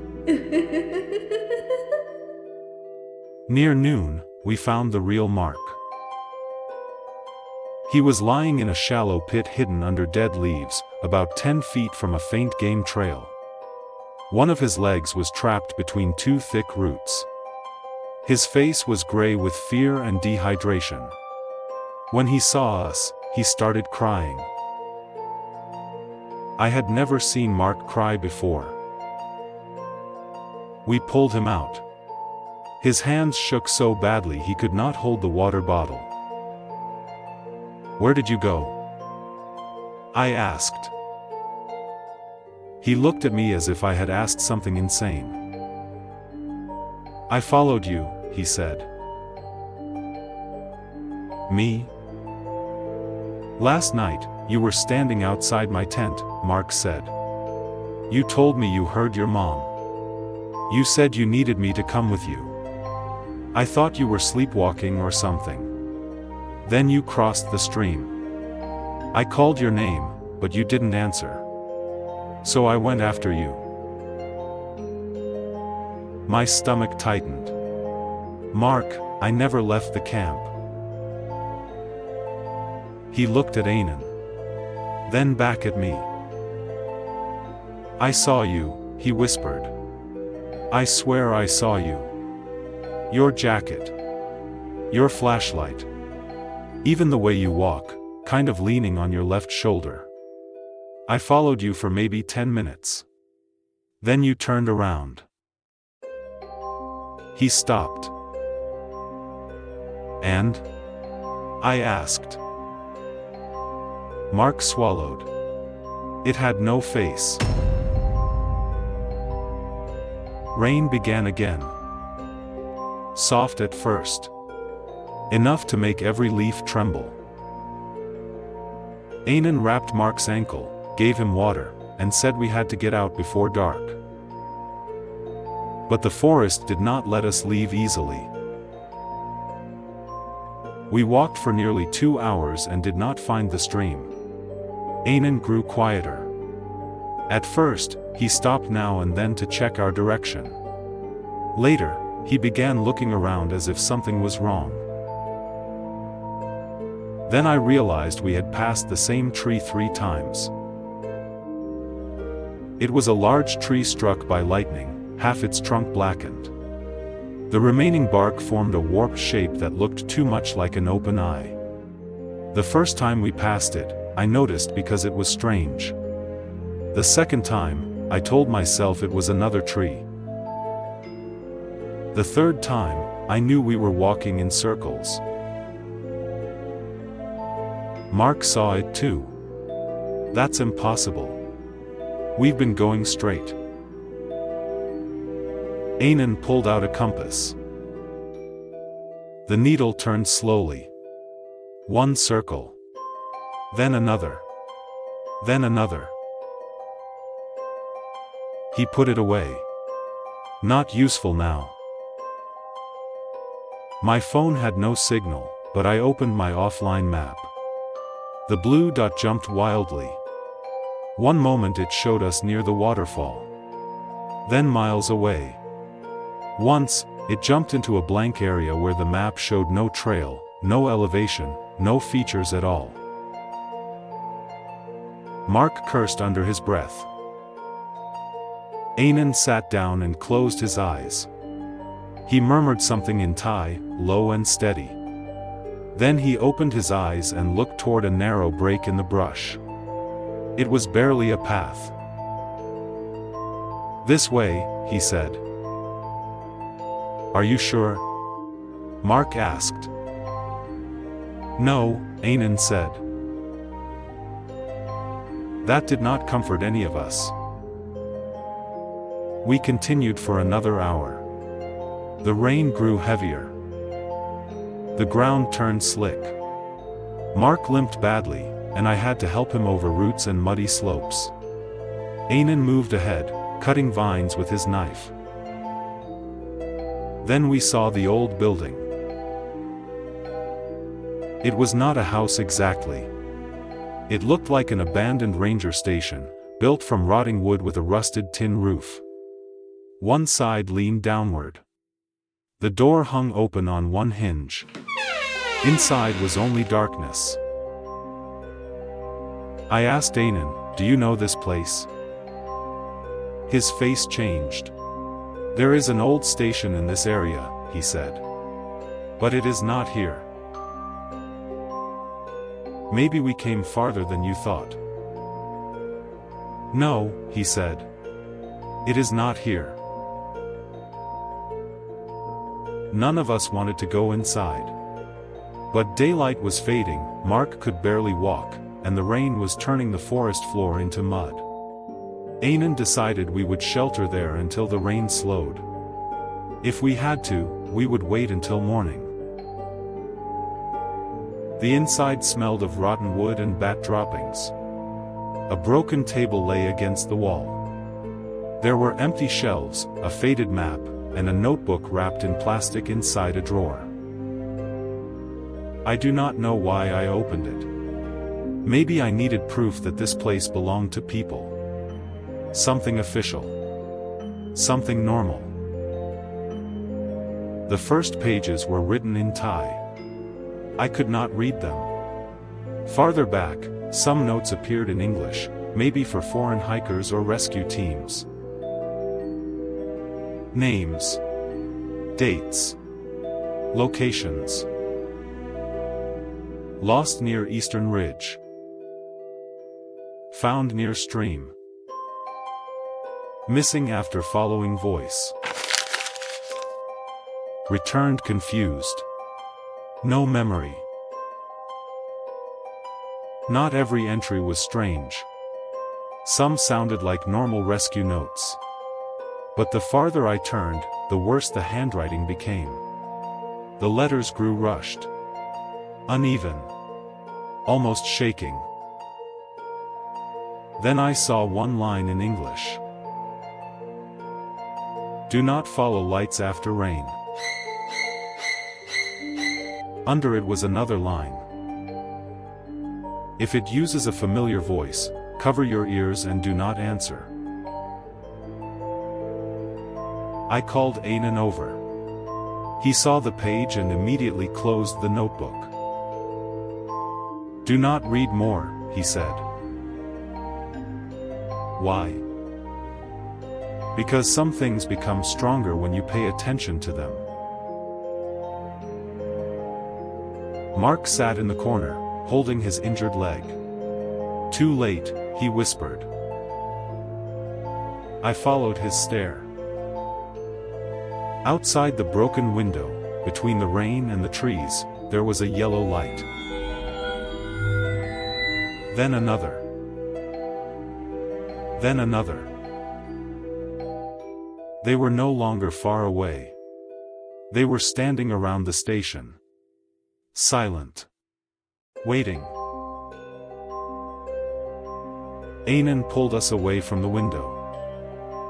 He took a strip of red cloth from his pack and tied it around Mark's wrist. Then he tied another around mine. Whatever you hear, he said, do not answer. Mark gave a dry laugh. You don't have to tell me twice. But the forest knew which voice to choose. Around midnight, after the rain softened, we heard a little girl crying. Not far away. Just outside the station. She was crying in Thai, so I did not understand the words. But fear sounds the same in every language. Anan went rigid. I saw his hands begin to tremble. The little girl called out again. This time, she used one word I understood. Pa. Father. Anan closed his eyes.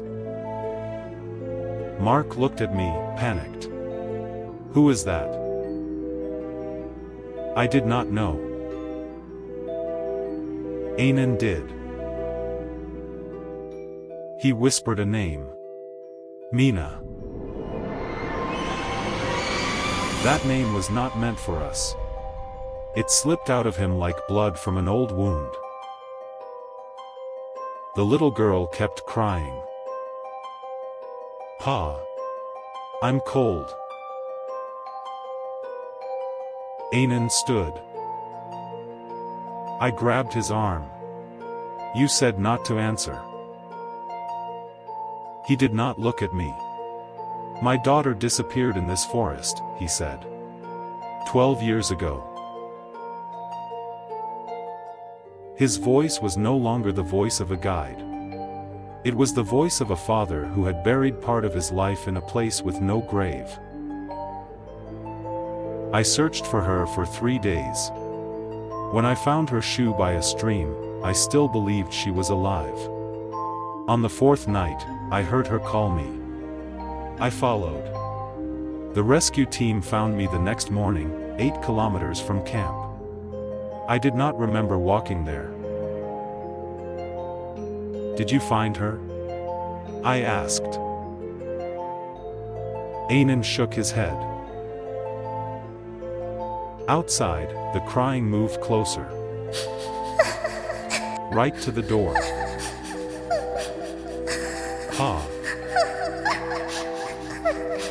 Anan took one step. Mark and I held him back. He pulled so hard that I slipped on the wooden floor. That is not her, I said. Anan turned to me with red eyes. How do you know? I had no answer. Because the truth was, I did not know. I only knew that if my mother's voice could pull me out of my tent, then his daughter's voice could pull him anywhere. Anan shook for several seconds. Then he slapped himself hard across the face. Once. Twice. He bit the back of his own hand until blood appeared, as if pain was the only way to drag himself back into the world of the living. Then he sat against the wall and covered his ears. The little girl cried for a while longer. Then she stopped. And my mother's voice began. Evan. I did not move. Evan, don't you remember me? I clenched my teeth. The voice stood just outside the door, where the darkness began. It no longer sounded far away. It knew the way my mother breathed between words. It knew the tired softness in her voice near the end. You left me alone for so long. Tears came into my eyes. I knew it was not my mother. But grief does not care about the truth. It only hears the voice. Mark crawled closer and put a hand on my shoulder. Don't, he whispered. Don't answer. Then the voice outside changed into Mark's. Evan, help me. Then into my own. Just open the door. Then into Anan's. We have to leave now. That was when I understood the most frightening thing about Phi Pa. It was not that it could imitate the dead. It was that it learned the living so quickly. It did not need to understand us. It only needed to try one voice after another until it found the one that made us weak. We stayed inside that old station until the first gray light of morning. None of us slept. None of us spoke. When dawn came, the lights outside were gone. Anan stood like a man who had aged 20 years overnight. He looked through the doorway, then said, "Now we go." We left in silence. The strange thing was that in daylight, the forest looked normal again.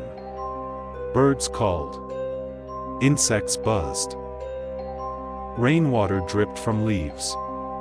If Mark's ankle had not been swollen, if Anan's hand had not been bleeding, if the red cloth had not been tied around my wrist, I might have convinced myself that all of it had been some kind of shared panic. After 2 hours, we heard rushing water. Then we saw a trail sign. I almost collapsed from relief. Mark cried again. Anan showed no expression.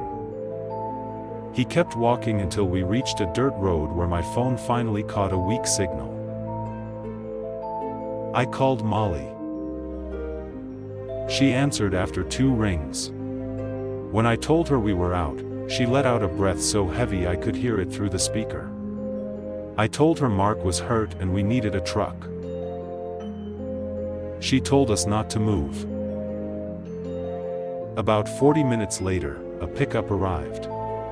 Molly sat in the passenger seat with two local men in the back. They helped Mark into the truck first. I turned to thank Anan. He stood a few yards away at the edge of the forest.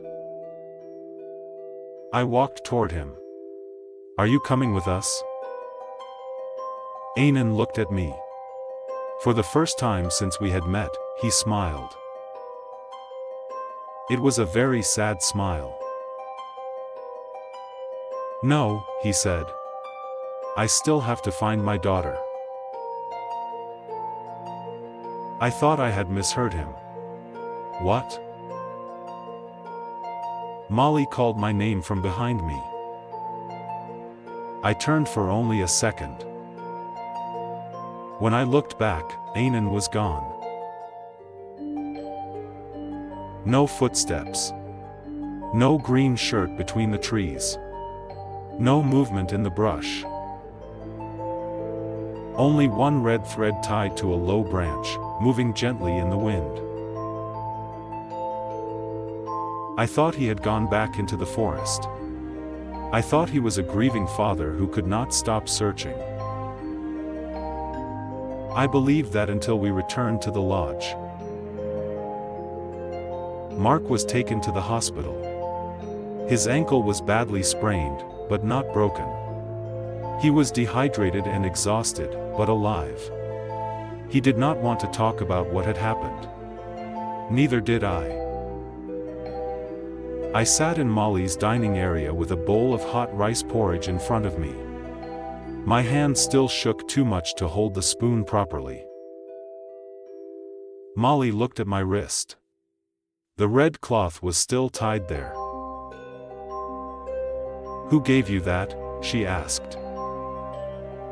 "Anan," I said. The spoon in her hand fell onto the table.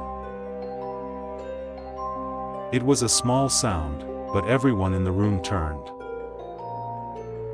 Molly stared at me. "Who?"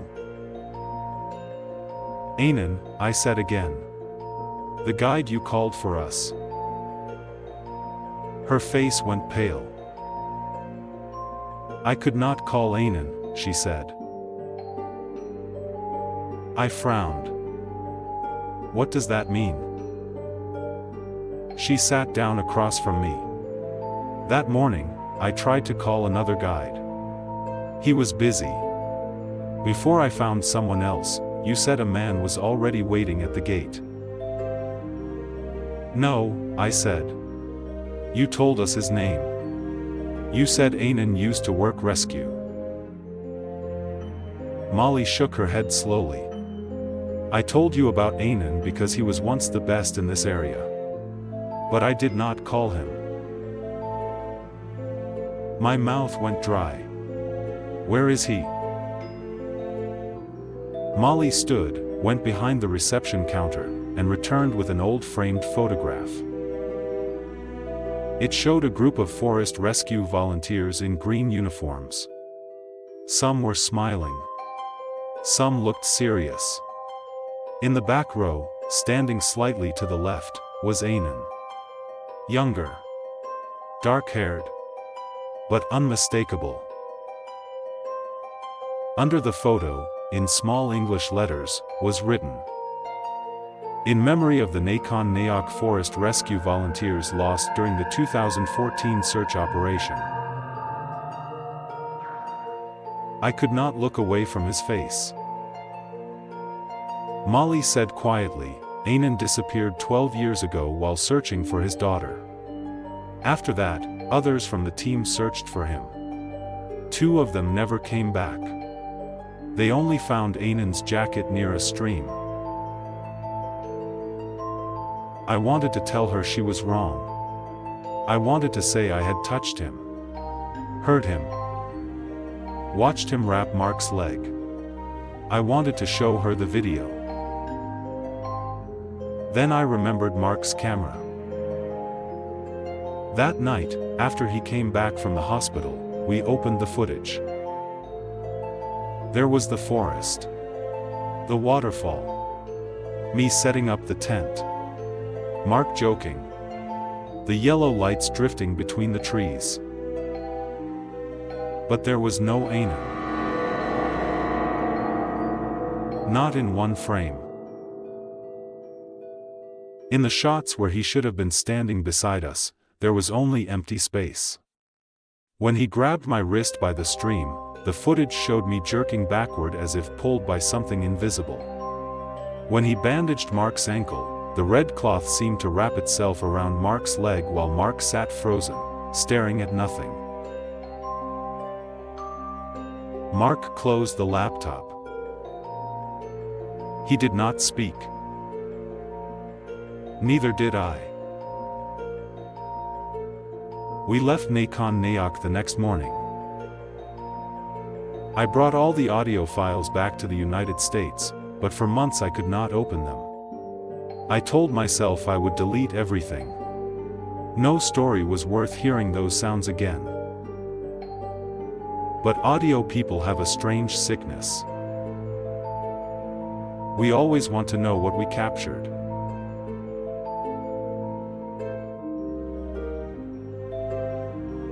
Almost 6 months later, in my apartment in Seattle, on a rainy night, I finally opened the file from the recorder I had placed outside the tent.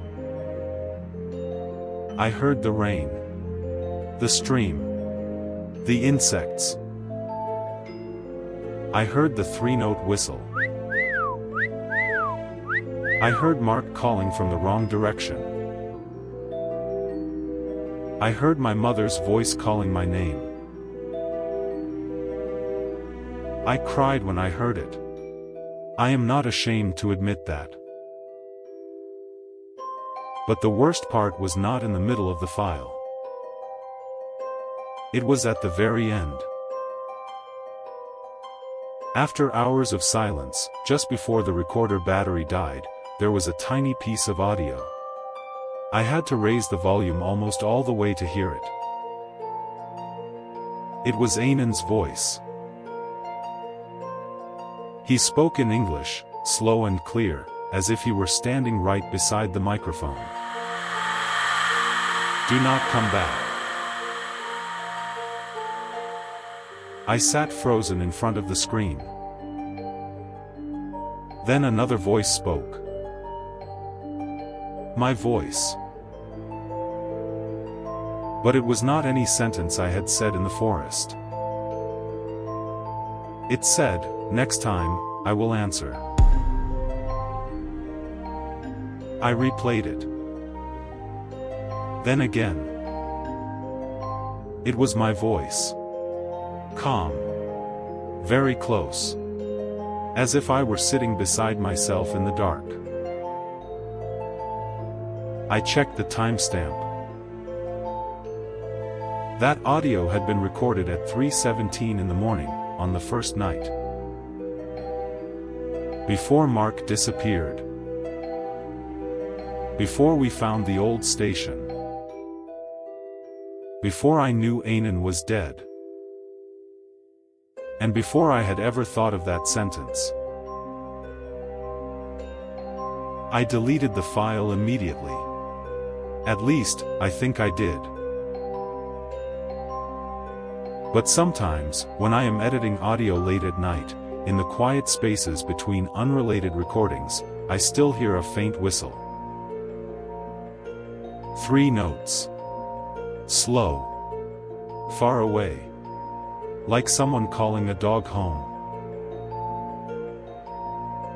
And some nights, when rain touches the windows of my apartment in Seattle, I wake up because I hear my mother's voice in the hallway. She says, "Evan." I never answer. Never.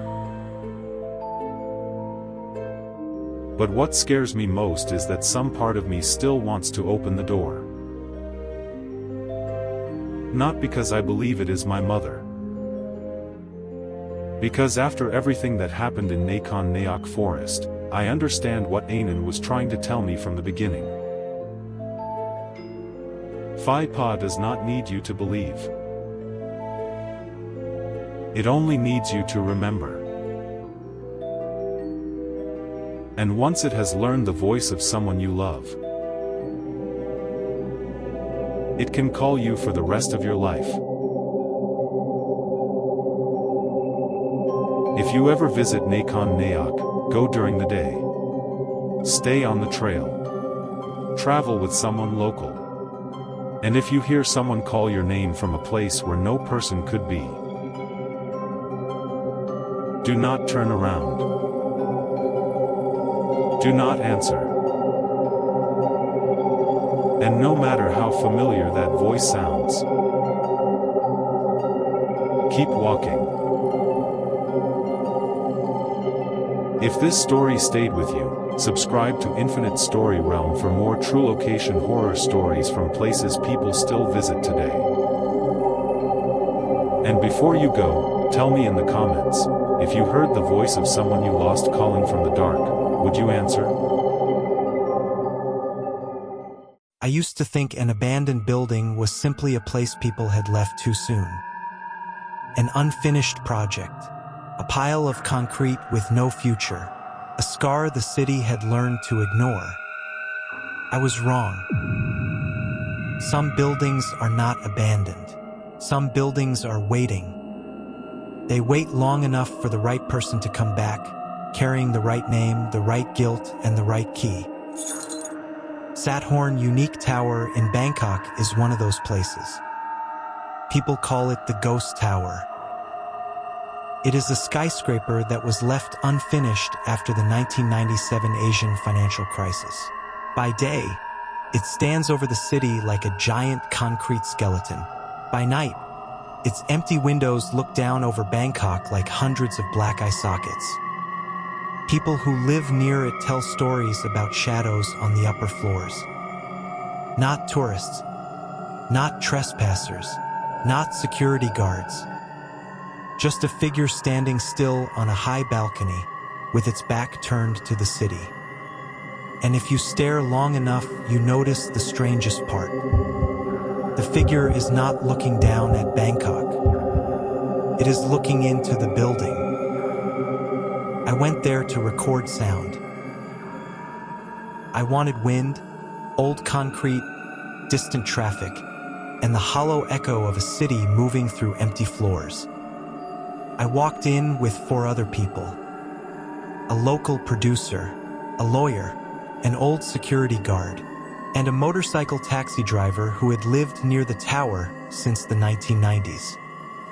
5 of us entered. But in the recording from that night, there were 6 sets of footsteps. And at minute 43, a man whispered directly into my microphone, "Ethan, don't open room 43 to 12. What terrified me was not that the voice knew my name. It was that the voice sounded exactly like my father. The man who disappeared in Bangkok in 1997. Sathorn Unique Tower was supposed to be a symbol of prosperity. It rose in Bangkok during the optimism of the 1990s, when the skyline was changing and luxury apartments seemed to promise a new future. Then the Asian financial crisis hit in 1997. Money vanished, projects froze, buyers lost savings, developers retreated into lawsuits and silence. Sathorn Unique was left standing, nearly complete in shape but unfinished in spirit. Over time, locals and visitors gave it another name, Ghost Tower. Stories gathered around it the way dust gathered on its floors. People claimed to see silhouettes on the upper levels. Others spoke of footsteps in empty corridors. Some remembered the deaths connected to the tower and refused to look up when passing by at night. I knew those stories before I arrived. I did not believe them. That was the first mistake. My name is Ethan Walker. I record field audio for documentaries, podcasts, and small independent films. My work is not glamorous. There are no red carpets, no huge studio lots, no dramatic premieres where people ask me how I captured the soul of a place. Most of the time, I carry a heavy backpack into places other people try to avoid. Abandoned factories, old tunnels, closed hotels, dead shopping malls, hospitals with no patients, towns that have been removed from road signs but not from memory. I record the sounds most viewers never consciously notice. Wind through a broken frame, water dripping in a dark hallway, steel shifting as the temperature drops, birds nesting above rotten ceiling tiles, traffic leaking through a room no one has lived in for years. A documentary can have strong images, careful research, and a perfect voiceover. But if the sound is dead, the whole thing feels fake. I believed in sound. More than that, I believed every sound had a source. A footstep needed a foot. A knock needed an object striking another object. A whisper needed breath, or at least a current of air being warped by architecture. That belief had carried me through years of strange jobs. Then I received the email from Bangkok. The sender was a Thai lawyer named Krit Watanikal. He said he was helping a documentary team gather material about unfinished structures left behind after the Asian financial crisis. They needed an experienced field recordist. Someone calm, someone practical, someone who would not treat the project like a ghost hunting stunt. The main location was Sathorn Unique Tower. I knew the name. I had seen photographs of it in articles about the world's most unsettling abandoned buildings. A concrete skyscraper in the middle of Bangkok, planned as a luxury residence, then abandoned after the crisis of 1997. The Ghost Tower. The name was almost too perfect for a documentary. Krit attached a short briefing. It described Sathorn Unique as a deserted skyscraper in Bangkok. The project had once represented the confidence and wealth of the 1990s, but after the Asian financial crisis, construction stopped. The tower became something else, a monument to dreams that had been sold before they were finished. Below the facts, there was a separate section. Common accounts, figures seen on high floors, footsteps heard inside the empty tower, trespassers reporting that someone seemed to follow them, several deaths associated with the site. I read it twice and accepted the job. Not because I believed the stories, because places like that usually sound incredible. 3 days later, my flight was booked. The contract was straightforward. The payment was better than usual. The technical requirements were clear. There was only one strange note near the bottom of the brief. Preferred recorder, male, mid-30s, native English speaker. I was 36. I noticed the line, but I did not think much of it. Clients often have odd preferences. Sometimes they want a certain voice for reference notes. Sometimes they want the recordist to read temporary narration. Sometimes they only want logs written in clean English for international distribution. At the time, I did not know I had been chosen for reasons that had nothing to do with skill. I had been chosen because of my name, and because of something that happened in Bangkok when I was 9 years old. I arrived in Bangkok near the end of the rainy season. The city hit me with heat, humidity, and noise before I even reached the taxi stand. On the ride in from the airport, the windows kept fogging at the edges. Outside, the city was all traffic lights, tangled wires, motorbikes slipping between lanes, food stalls glowing beneath sheet metal roofs, and rainwater shining on the pavement. Bangkok did not feel like a city that slept. It felt like a city that stayed awake, but never fully opened its eyes. I met the local producer, Niren, at a small restaurant near Sapon Taksin. He was in his early 40s, thin, careful, with dark circles under his eyes. He spoke good English, but slowly, as if every sentence needed to be weighed before it could be released. He had the look of a man who had accepted a job for the money and regretted it before the work even began. He placed a folder, a floor diagram, and a schedule on the table. Day 1. Ground floor, 5th floor, 12th floor. If safe, 15th floor. No public filming. No climbing onto balconies. No elevatorschafts. Leave before full dark. I tapped the last page. The email mentioned the 43rd floor. Niren did not answer right away. He looked past the restaurant window. From there, I could see Sathorn Unique in the distance. It stood among the other buildings like an unwanted guest no one dared to remove. The towers around it were lit. Sathorn Unique was dark, gray, and hollow. Curved balconies stacked on top of one another. Empty windows opened over the city. The 43rd floor is not in our plan, Niren said, but it's in the client's request. Clients request many things. Are we going up there? He looked at me. We should not. I had heard that phrase many times. You should not go into that hospital. You should not sleep in that prison. You should not enter that tunnel alone. Most of the time should not meant physical danger. Weak floors, broken stairs, exposed shafts, animals, trespassers, police, liability. But the way Niren said it told me he was not only afraid of accidents. What is on the 43rd floor? I asked. He held his glass of water without drinking. People tell many stories about that building.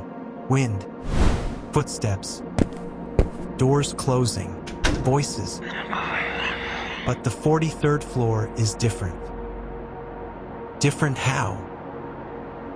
People do not describe it the same way. Some say they saw a finished apartment, even though the whole floor is unfinished. Some say they heard a sales office staff talking, buyers signing contracts.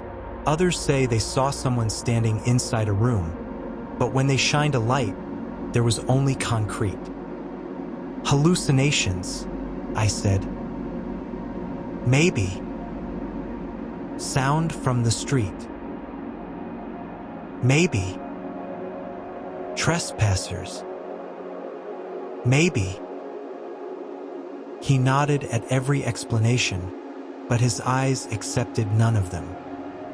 Then he said quietly, "Some people hear their own names." Outside, rain began to fall. It struck the restaurant roof in a dense, steady rhythm. My first thought was that rain on sheet metal would make a beautiful sound bed. "Have you been inside?" I asked. "Once. And I heard my father calling from the stairs. Is your father alive?" "He died 10 years ago."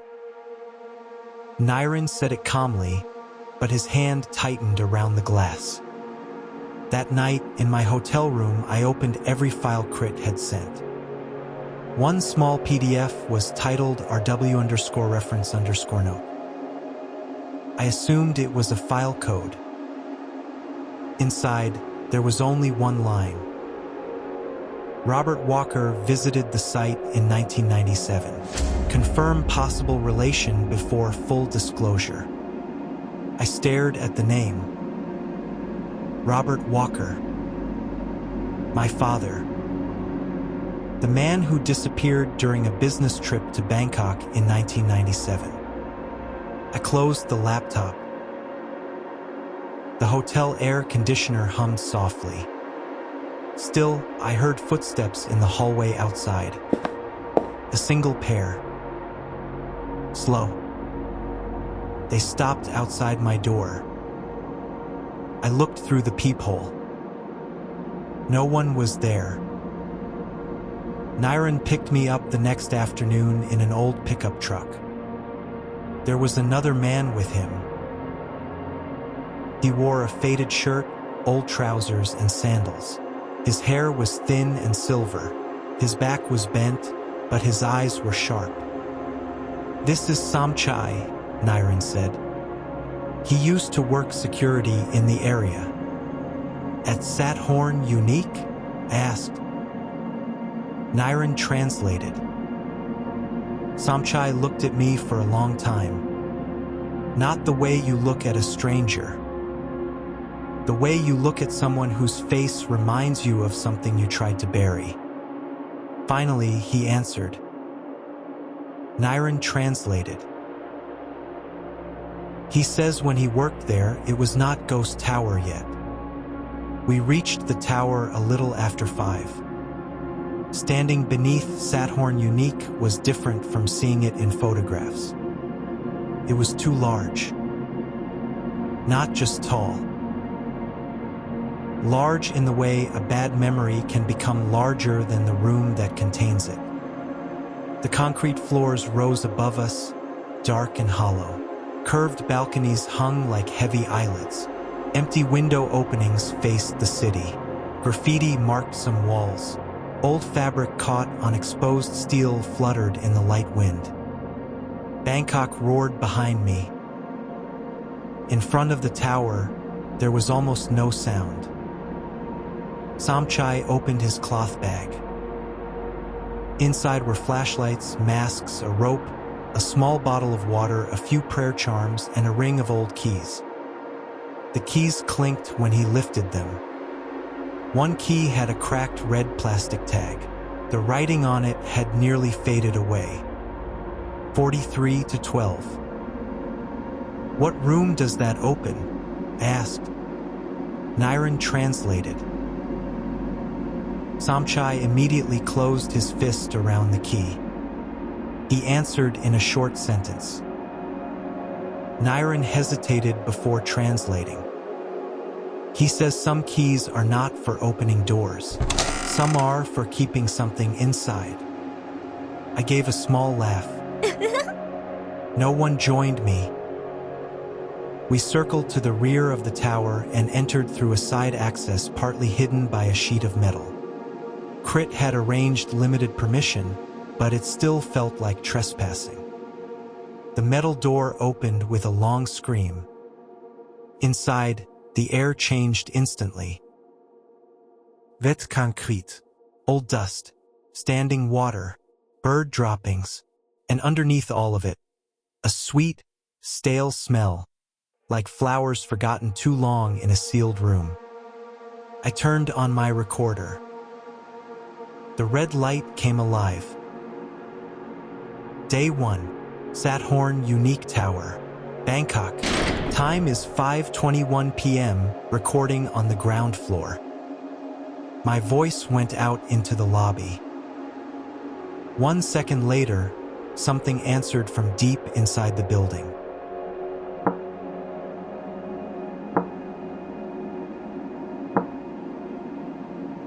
Three footsteps.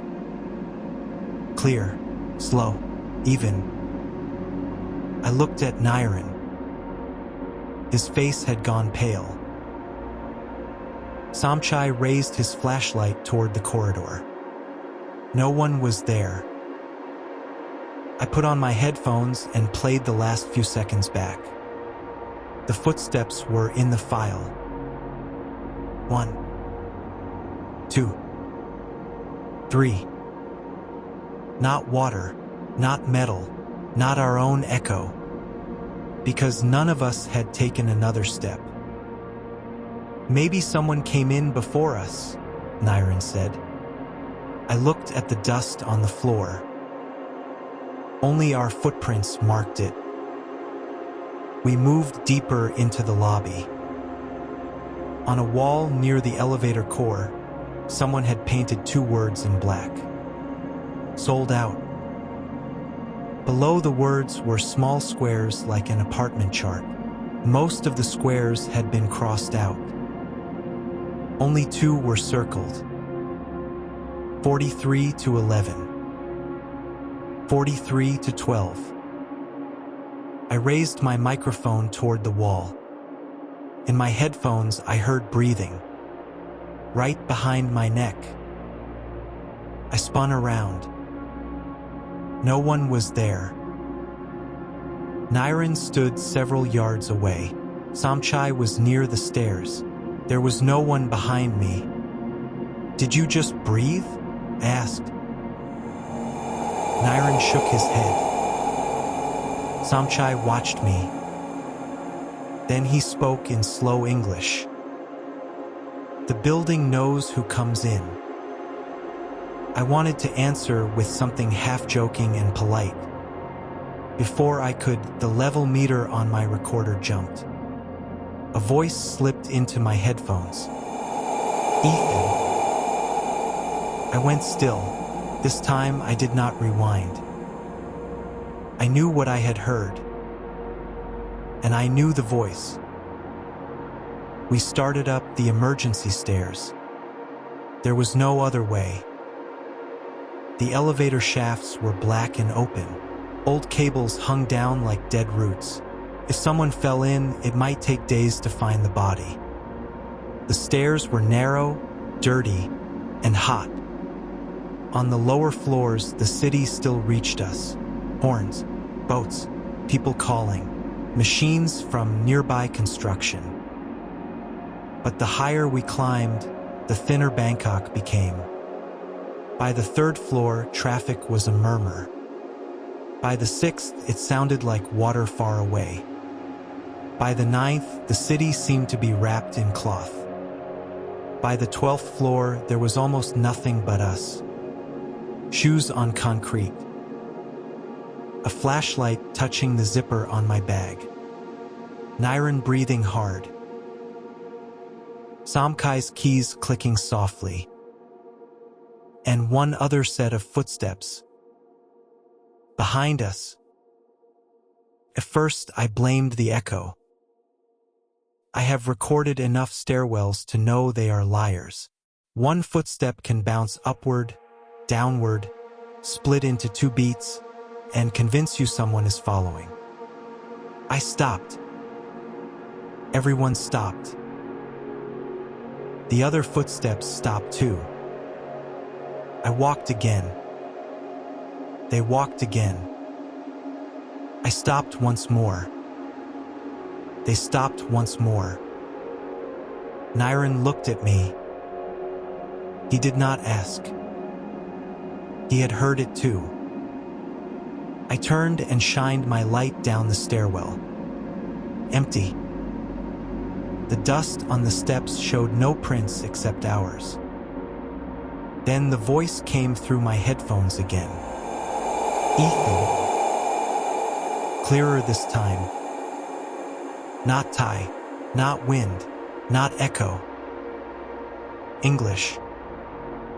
A man's voice. Low, tired, and rough around the edges. I pulled off the headphones, but the voice seemed to remain inside my skull. Niren asked, "Are you all right?" I looked at him. "Do you know the name Robert Walker?" His face changed. Only for a moment. But it was enough. "I'm asking if you know it." He breathed out slowly. Crit mentioned the name. "Why?" When Samchai heard Robert Walker, he turned sharply. He spoke in Thai, fast and frightened. Niren answered. The 2 men argued in short bursts. I caught my own name several times. Finally, Niren looked at me. "Crit planned to tell you after the first recording session." "Tell me what?" "Your father came to Sathorn Unique in 1997. I did not answer. Some sentences wait your whole life to reach you. and when they finally arrive, you wish they had stayed lost. My father, Robert Walker, disappeared when I was a child. I was told he went to Bangkok on business during a chaotic time in the financial markets. Then his company collapsed, contracts fell apart, and he stopped calling. Eventually, he never came home. My mother did not like talking about it. She never said he was dead. She never said he was alive. She only said, "Some people disappear from a family before they disappear from the world." I grew up with more anger than grief. I believed my father had left us. I believed he had chosen silence over coming home. And now, in the stairwell of an abandoned tower in Bangkok, someone was telling me he had been here. Did he disappear inside this building? I asked. Niren looked at Somchai. Somchai lowered his head.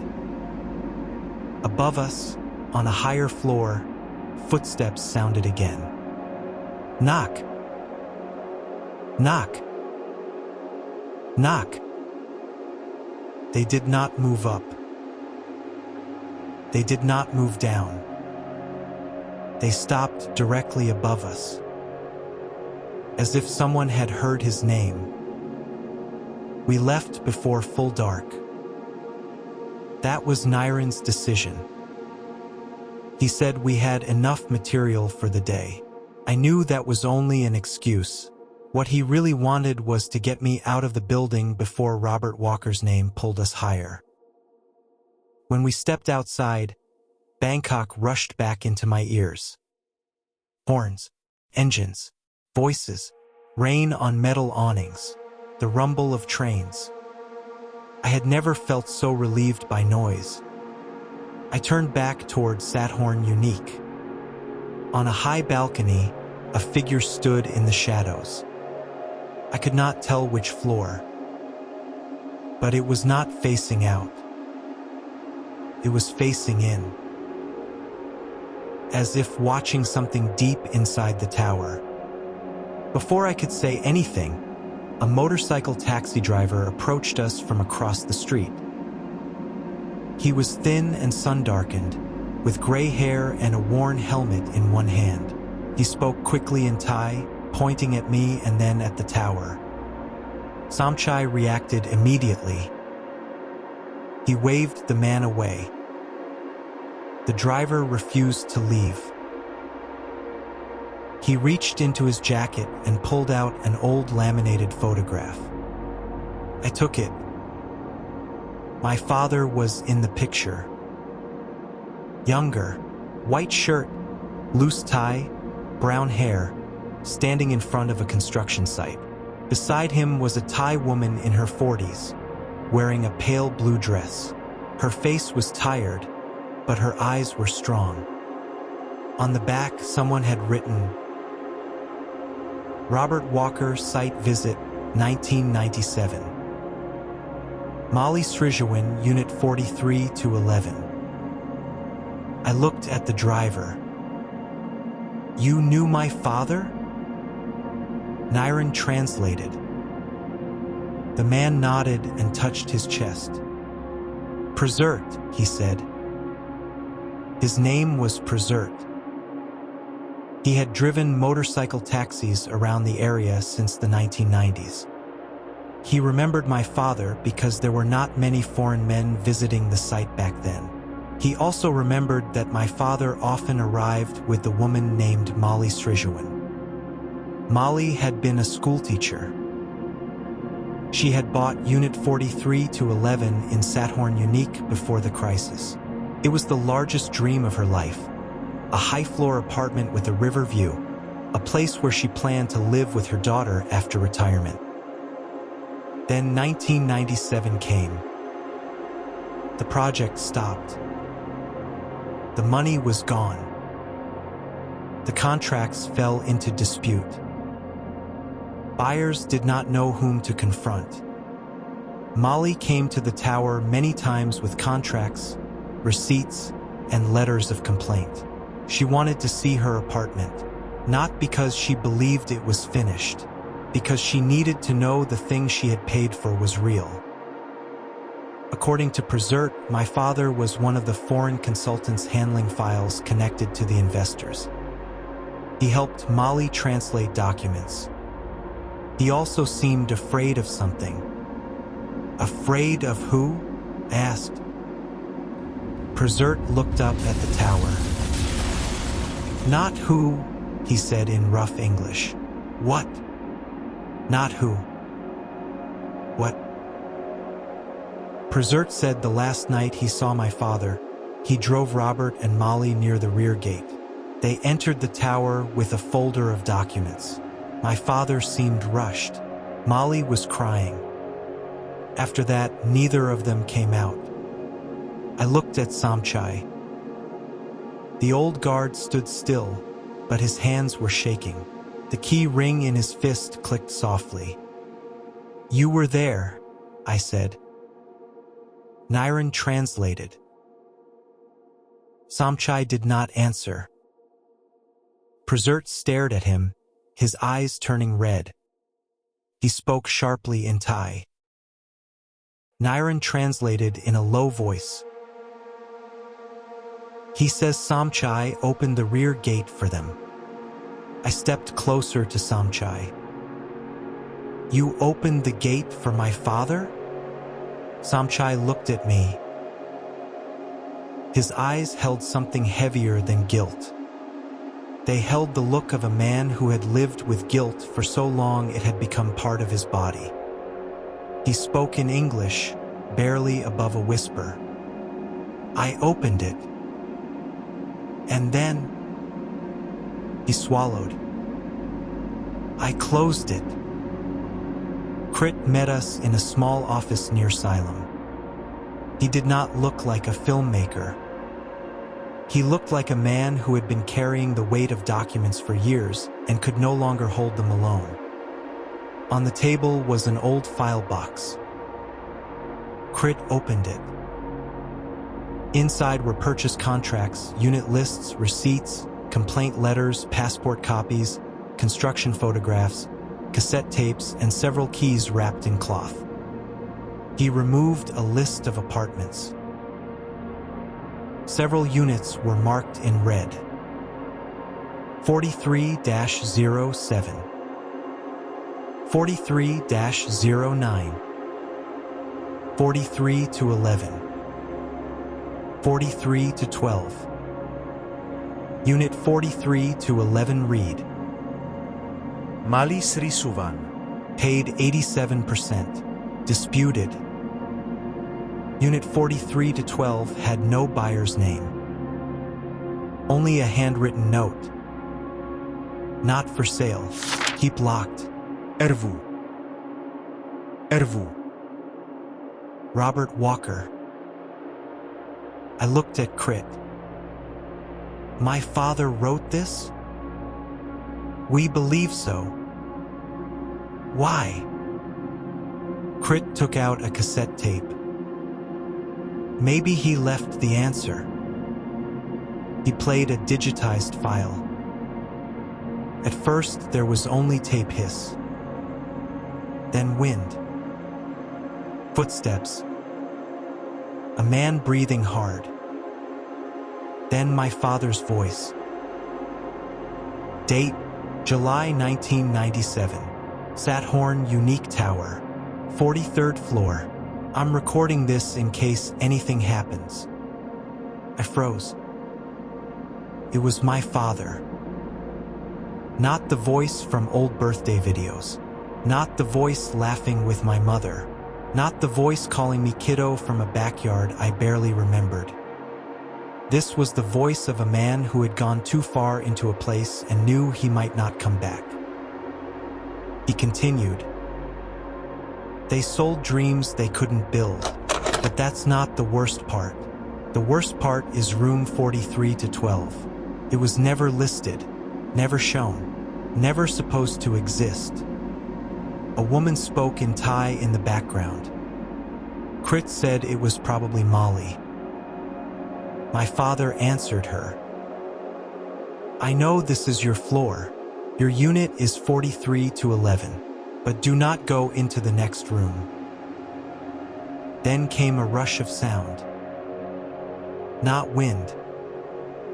Whispers. Many people whispering at once, like a crowd behind a wall. One English word rose clearly above the others. Sold. My father said, "No, that one was never sold." The whispering answered, "Everything was sold." Then the footsteps began. Not one set. Many. They were not running. They were not chasing. They were walking slowly and evenly, like buyers touring a model apartment. Then my father shouted, "Molly, don't open it." The tape distorted. A door opened. A low sound vibrated through the speakers on the table. Then my father's voice came one last time. "If Ethan ever hears this, tell him I didn't leave." I did not realize I was crying until a tear hit the table. For years, I had believed my father abandoned us. I had hated him for it. But maybe he had not left. Maybe he had been kept. Crit placed a yellowed piece of paper in front of me. 3 weeks ago, he said, this box appeared on my desk. It had been locked in storage. No one else had the key. But that morning it was on my desk, and this note was inside. The handwriting was in English. I recognized it from old birthday cards. "Bring Ethan. He has the last key." I shook my head. "I don't have any key." Crit looked at my neck. I touched the chain I had worn for as long as I could remember. On it hung a small dark metal rectangle with worn edges. My mother told me my father left it for me before his final trip. I had always thought it was a meaningless keepsake. I removed the chain. Under the office light, I saw the truth. It was not a pendant. It was a small key filed down until it looked like jewelry. On its edge, almost erased, were 4 characters. 43 to 12. No one in the room spoke. Then, from the recorder in my backpack, even though it had been switched off, a footstep sounded. Knock. Knock. Knock. We returned to Sathorn Unique Tower just before midnight. No one called it a good idea. But no one left. I carried the key to 43 to 12. Crit carried the files. Niren brought flashlights and a radio. Presert brought the old photo of my father and Molly. Samchai brought the ring of keys he had kept for nearly 30 years. When we crossed the metal door, Bangkok's noise cut off behind us. It was as if someone had closed a lid. I turned on my recorder. Second night, Sathorn Unique Tower. Time is 11:57 p.m. We are going to the 43rd floor. We climbed. By the 10th floor, I heard voices above us. No clear words. Only a mixture of tones. On the 17th floor, Presert stopped. He said he could smell Molly's perfume. On the 23rd, Crit's flashlight went out though the batteries were new. On the 30th, I heard my father call my name. Not through the headphones. In the air. Ethan. I stopped. Niren stopped too. "Did you hear that?" I asked. He nodded. Samchai began to cry. On the 37th floor, we found handprints in the dust. Many handprints. They ran along both walls of the stairwell. All of them pointed downward, as if a crowd had once tried to escape. Only one handprint pointed up. A man's hand. Large. I placed my own hand beside it. The size nearly matched. Samchai saw this and stepped back. I turned to him. "You saw my father come up here." Niren translated. Samchai trembled so hard that his keys rattled. He spoke for a long time in Thai. Niren translated. "He says that night Robert came with Molly. Robert said he needed a document from 43 to 12. Samchai opened the rear gate for them. Later, he heard screaming from above. He was afraid. He locked the gate and left. The next morning, when people asked, he said he had seen no one enter." Prezert grabbed Samchai by the shirt. Niren pulled him away. Samchai did not fight back. He repeated in English, "I closed the gate." I looked at the old man. I did not forgive him. Not then. But I understood why the footsteps had followed him for almost 30 years. Some doors only close once. But the sound of them closing can echo through a whole lifetime. We climbed on. The 43rd floor appeared after a dark turn in the stairwell. There was no elegant marker. Only the number 43 sprayed in faded red paint on concrete. The corridor was unnaturally cold. Below us, Bangkok had no sound. No wind, no birds, no cars, no people. Only our footsteps. And another set of footsteps, moving parallel to us behind the wall.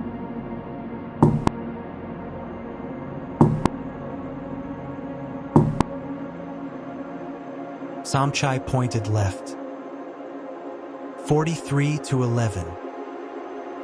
Unit 43 to 11 had no door. Inside was an unfinished concrete space. The balcony opened to the city. The floor was covered with dust. The walls were stained and marked with graffiti. Crit placed Molly's file on the floor. Prezert knelt beside the old photograph. I stood at the entrance and raised my microphone. In my headphones, I heard a woman crying.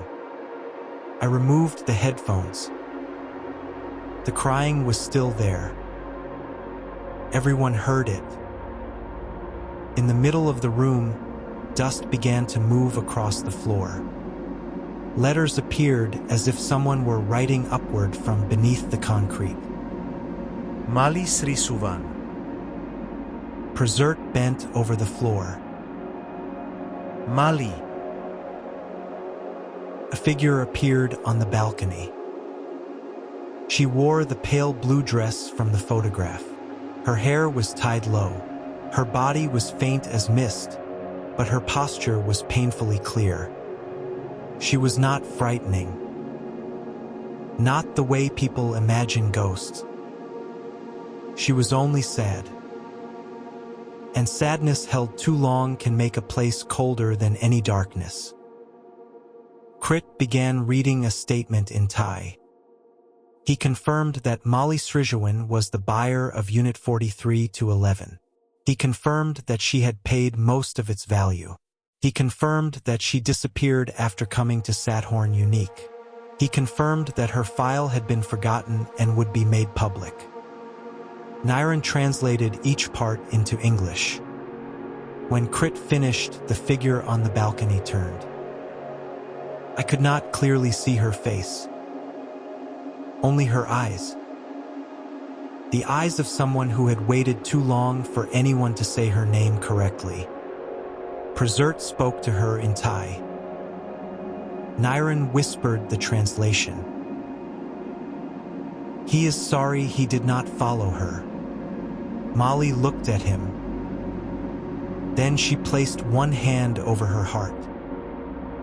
Forgiveness or goodbye? I still do not know. Then she looked at me. No. She looked at the key on my neck. On the concrete wall beside her apartment, a wooden door appeared. The wood was dark brown. Clean. Untouched by dust. A small brass plate was fixed to the door. 43 to 12. I knew my father was inside. Or whatever was left of him. No one wanted me to open that door. Niren said we should leave. Crit said we had enough evidence. Prezert shook his head, his face white.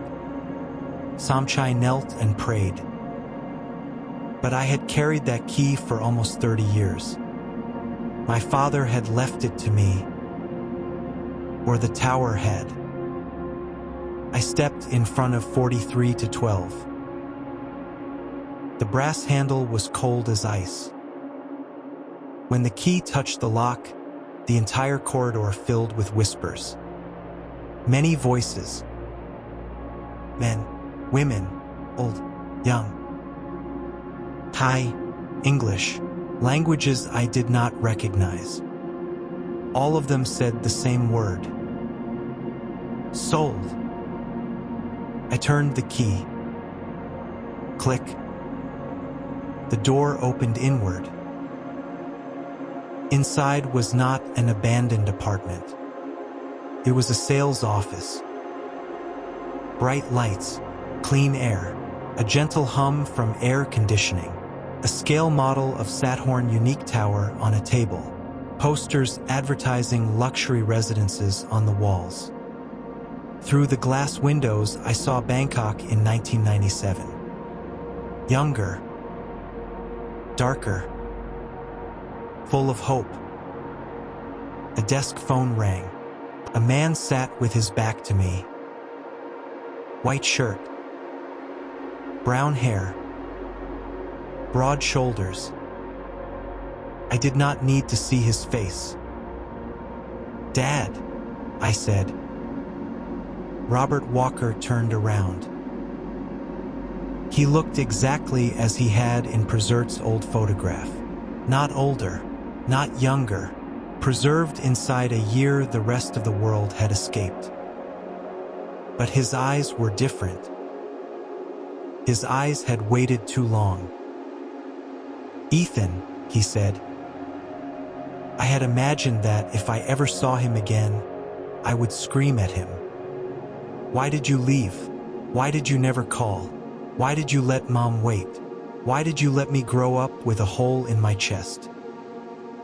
But when I actually saw him, all I could say was, I thought you abandoned us. He lowered his head. I know. Did you die here? He did not answer. On the desk in front of him was a contract. I stepped closer. The first page read, Unit 43 to 12, reserved, not for sale. Below it was my father's signature. And another signature. I looked closer. My blood went cold. Ethan Robert Walker. Date, 1997. Why is my name on this? My father closed his eyes. I tried to keep the room from being sold. With my name. I had no other option. I was 9. Exactly. I stepped back. He went on, his voice shaking. 43 to 12 was not in the original plans. It was not on the sales board. It was not on the official unit list. But it appeared in the documents after the project began to fall apart. Every time someone removed it, it returned. Every time someone questioned it, their file changed. Some people lost money, some lost homes, some lost their names, and some. He looked toward the door. Some never left the building. I looked around the room. The bright advertising posters began to peel from the walls. Behind the paper was black concrete covered with names carved over one another. I recognized several from Crit's list. My father said, "This room keeps everything that was sold and never delivered. Homes, money, promises, trust, people." "Then why did you call me here?" Fear moved across his face. Real fear. "I didn't call you." I froze. "What?" "I did not write that note." The door slammed behind me. I turned. Outside, there was no corridor. No Niran, no Crit, no Prasert, no Somchai. Only darkness. My father grabbed my shoulders. "Ethan, you have to get out now. I thought you needed me to open it." "No, it needed you to open it." "Why?" From the desk phone came a child's laugh. I went still. I knew that laugh. It was mine. When I was 9 years old, my father said, "I brought you here once." I shook my head. "No." "You don't remember." "I was never in Bangkok as a child." "You were." His voice broke. "Your mother didn't know. I brought you on my last business trip. I thought we would be here 3 days. I brought you to the sales office. You played with the tower model. You picked up a key from the desk. Then..." He stopped. But I began to remember. Not a clear memory. Fragments. Cold room. A model tower. Thai woman crying. My father shouting. A wooden door. Footsteps behind me.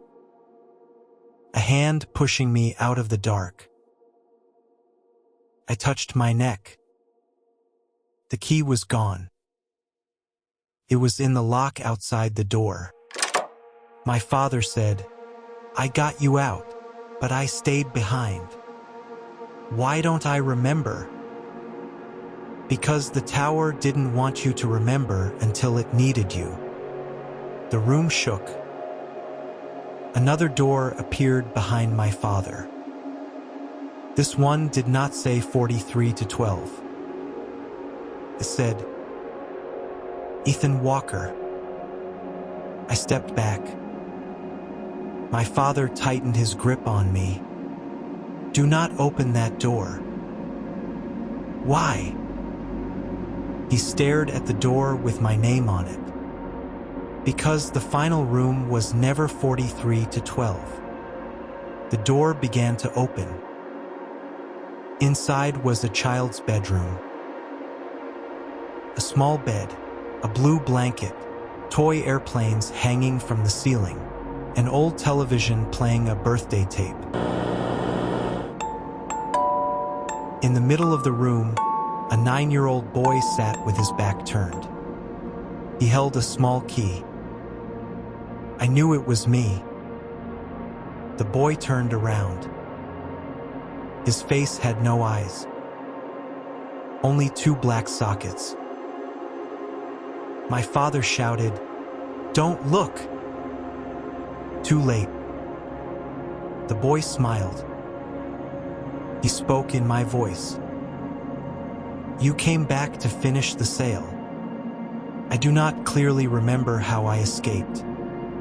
What remains comes in broken pieces. My father pushing me toward the door. Molly standing in the corridor with one hand against the entrance of 43 to 11, holding it open for a few more seconds. Samchai throwing his entire key ring into the darkness. Crit running down the stairs with the files clutched to his chest. Niren dragging me by the arm. Persert calling Molly's name as he ran. And the footsteps. Not one pair. Hundreds. From above, from below, from inside the walls, from apartments that had never been lived in. I remember my father's last words. "Tell your mother I tried." Then the door closed. We emerged from Sathorn Unique just before 4 in the morning. Bangkok was turning blue-gray before sunrise. The pavement was wet. Food stalls were beginning to light their burners. The trains had not started yet. A monk in orange robes walked past on the other side of the street. The city was still alive. As if nothing had happened inside the tower behind us. Samchai sat on the curb and cried without sound. Crit called someone, his hands shaking so badly he nearly dropped the phone. Niren tried to light a cigarette and failed 3 times. Persert stood facing the 43rd floor. He looked 10 years older than he had the day before. I looked up. No figure stood on the balcony. No footsteps echoed. No 43:12. At least not then. Crit later said he would make part of the files public. He said he would try to add Molly Srijuan and Robert Walker to the record of those who had disappeared in connection with the tower. I do not know if he succeeded. Some truths arrive so late that there is nowhere official left to put them. I left Bangkok 3 days later. Before I went, Persert gave me the old photograph of my father and Molly. "Keep," he said. Samchai never came to see me. Niren told me the old guard had left the area. No one knew where he went.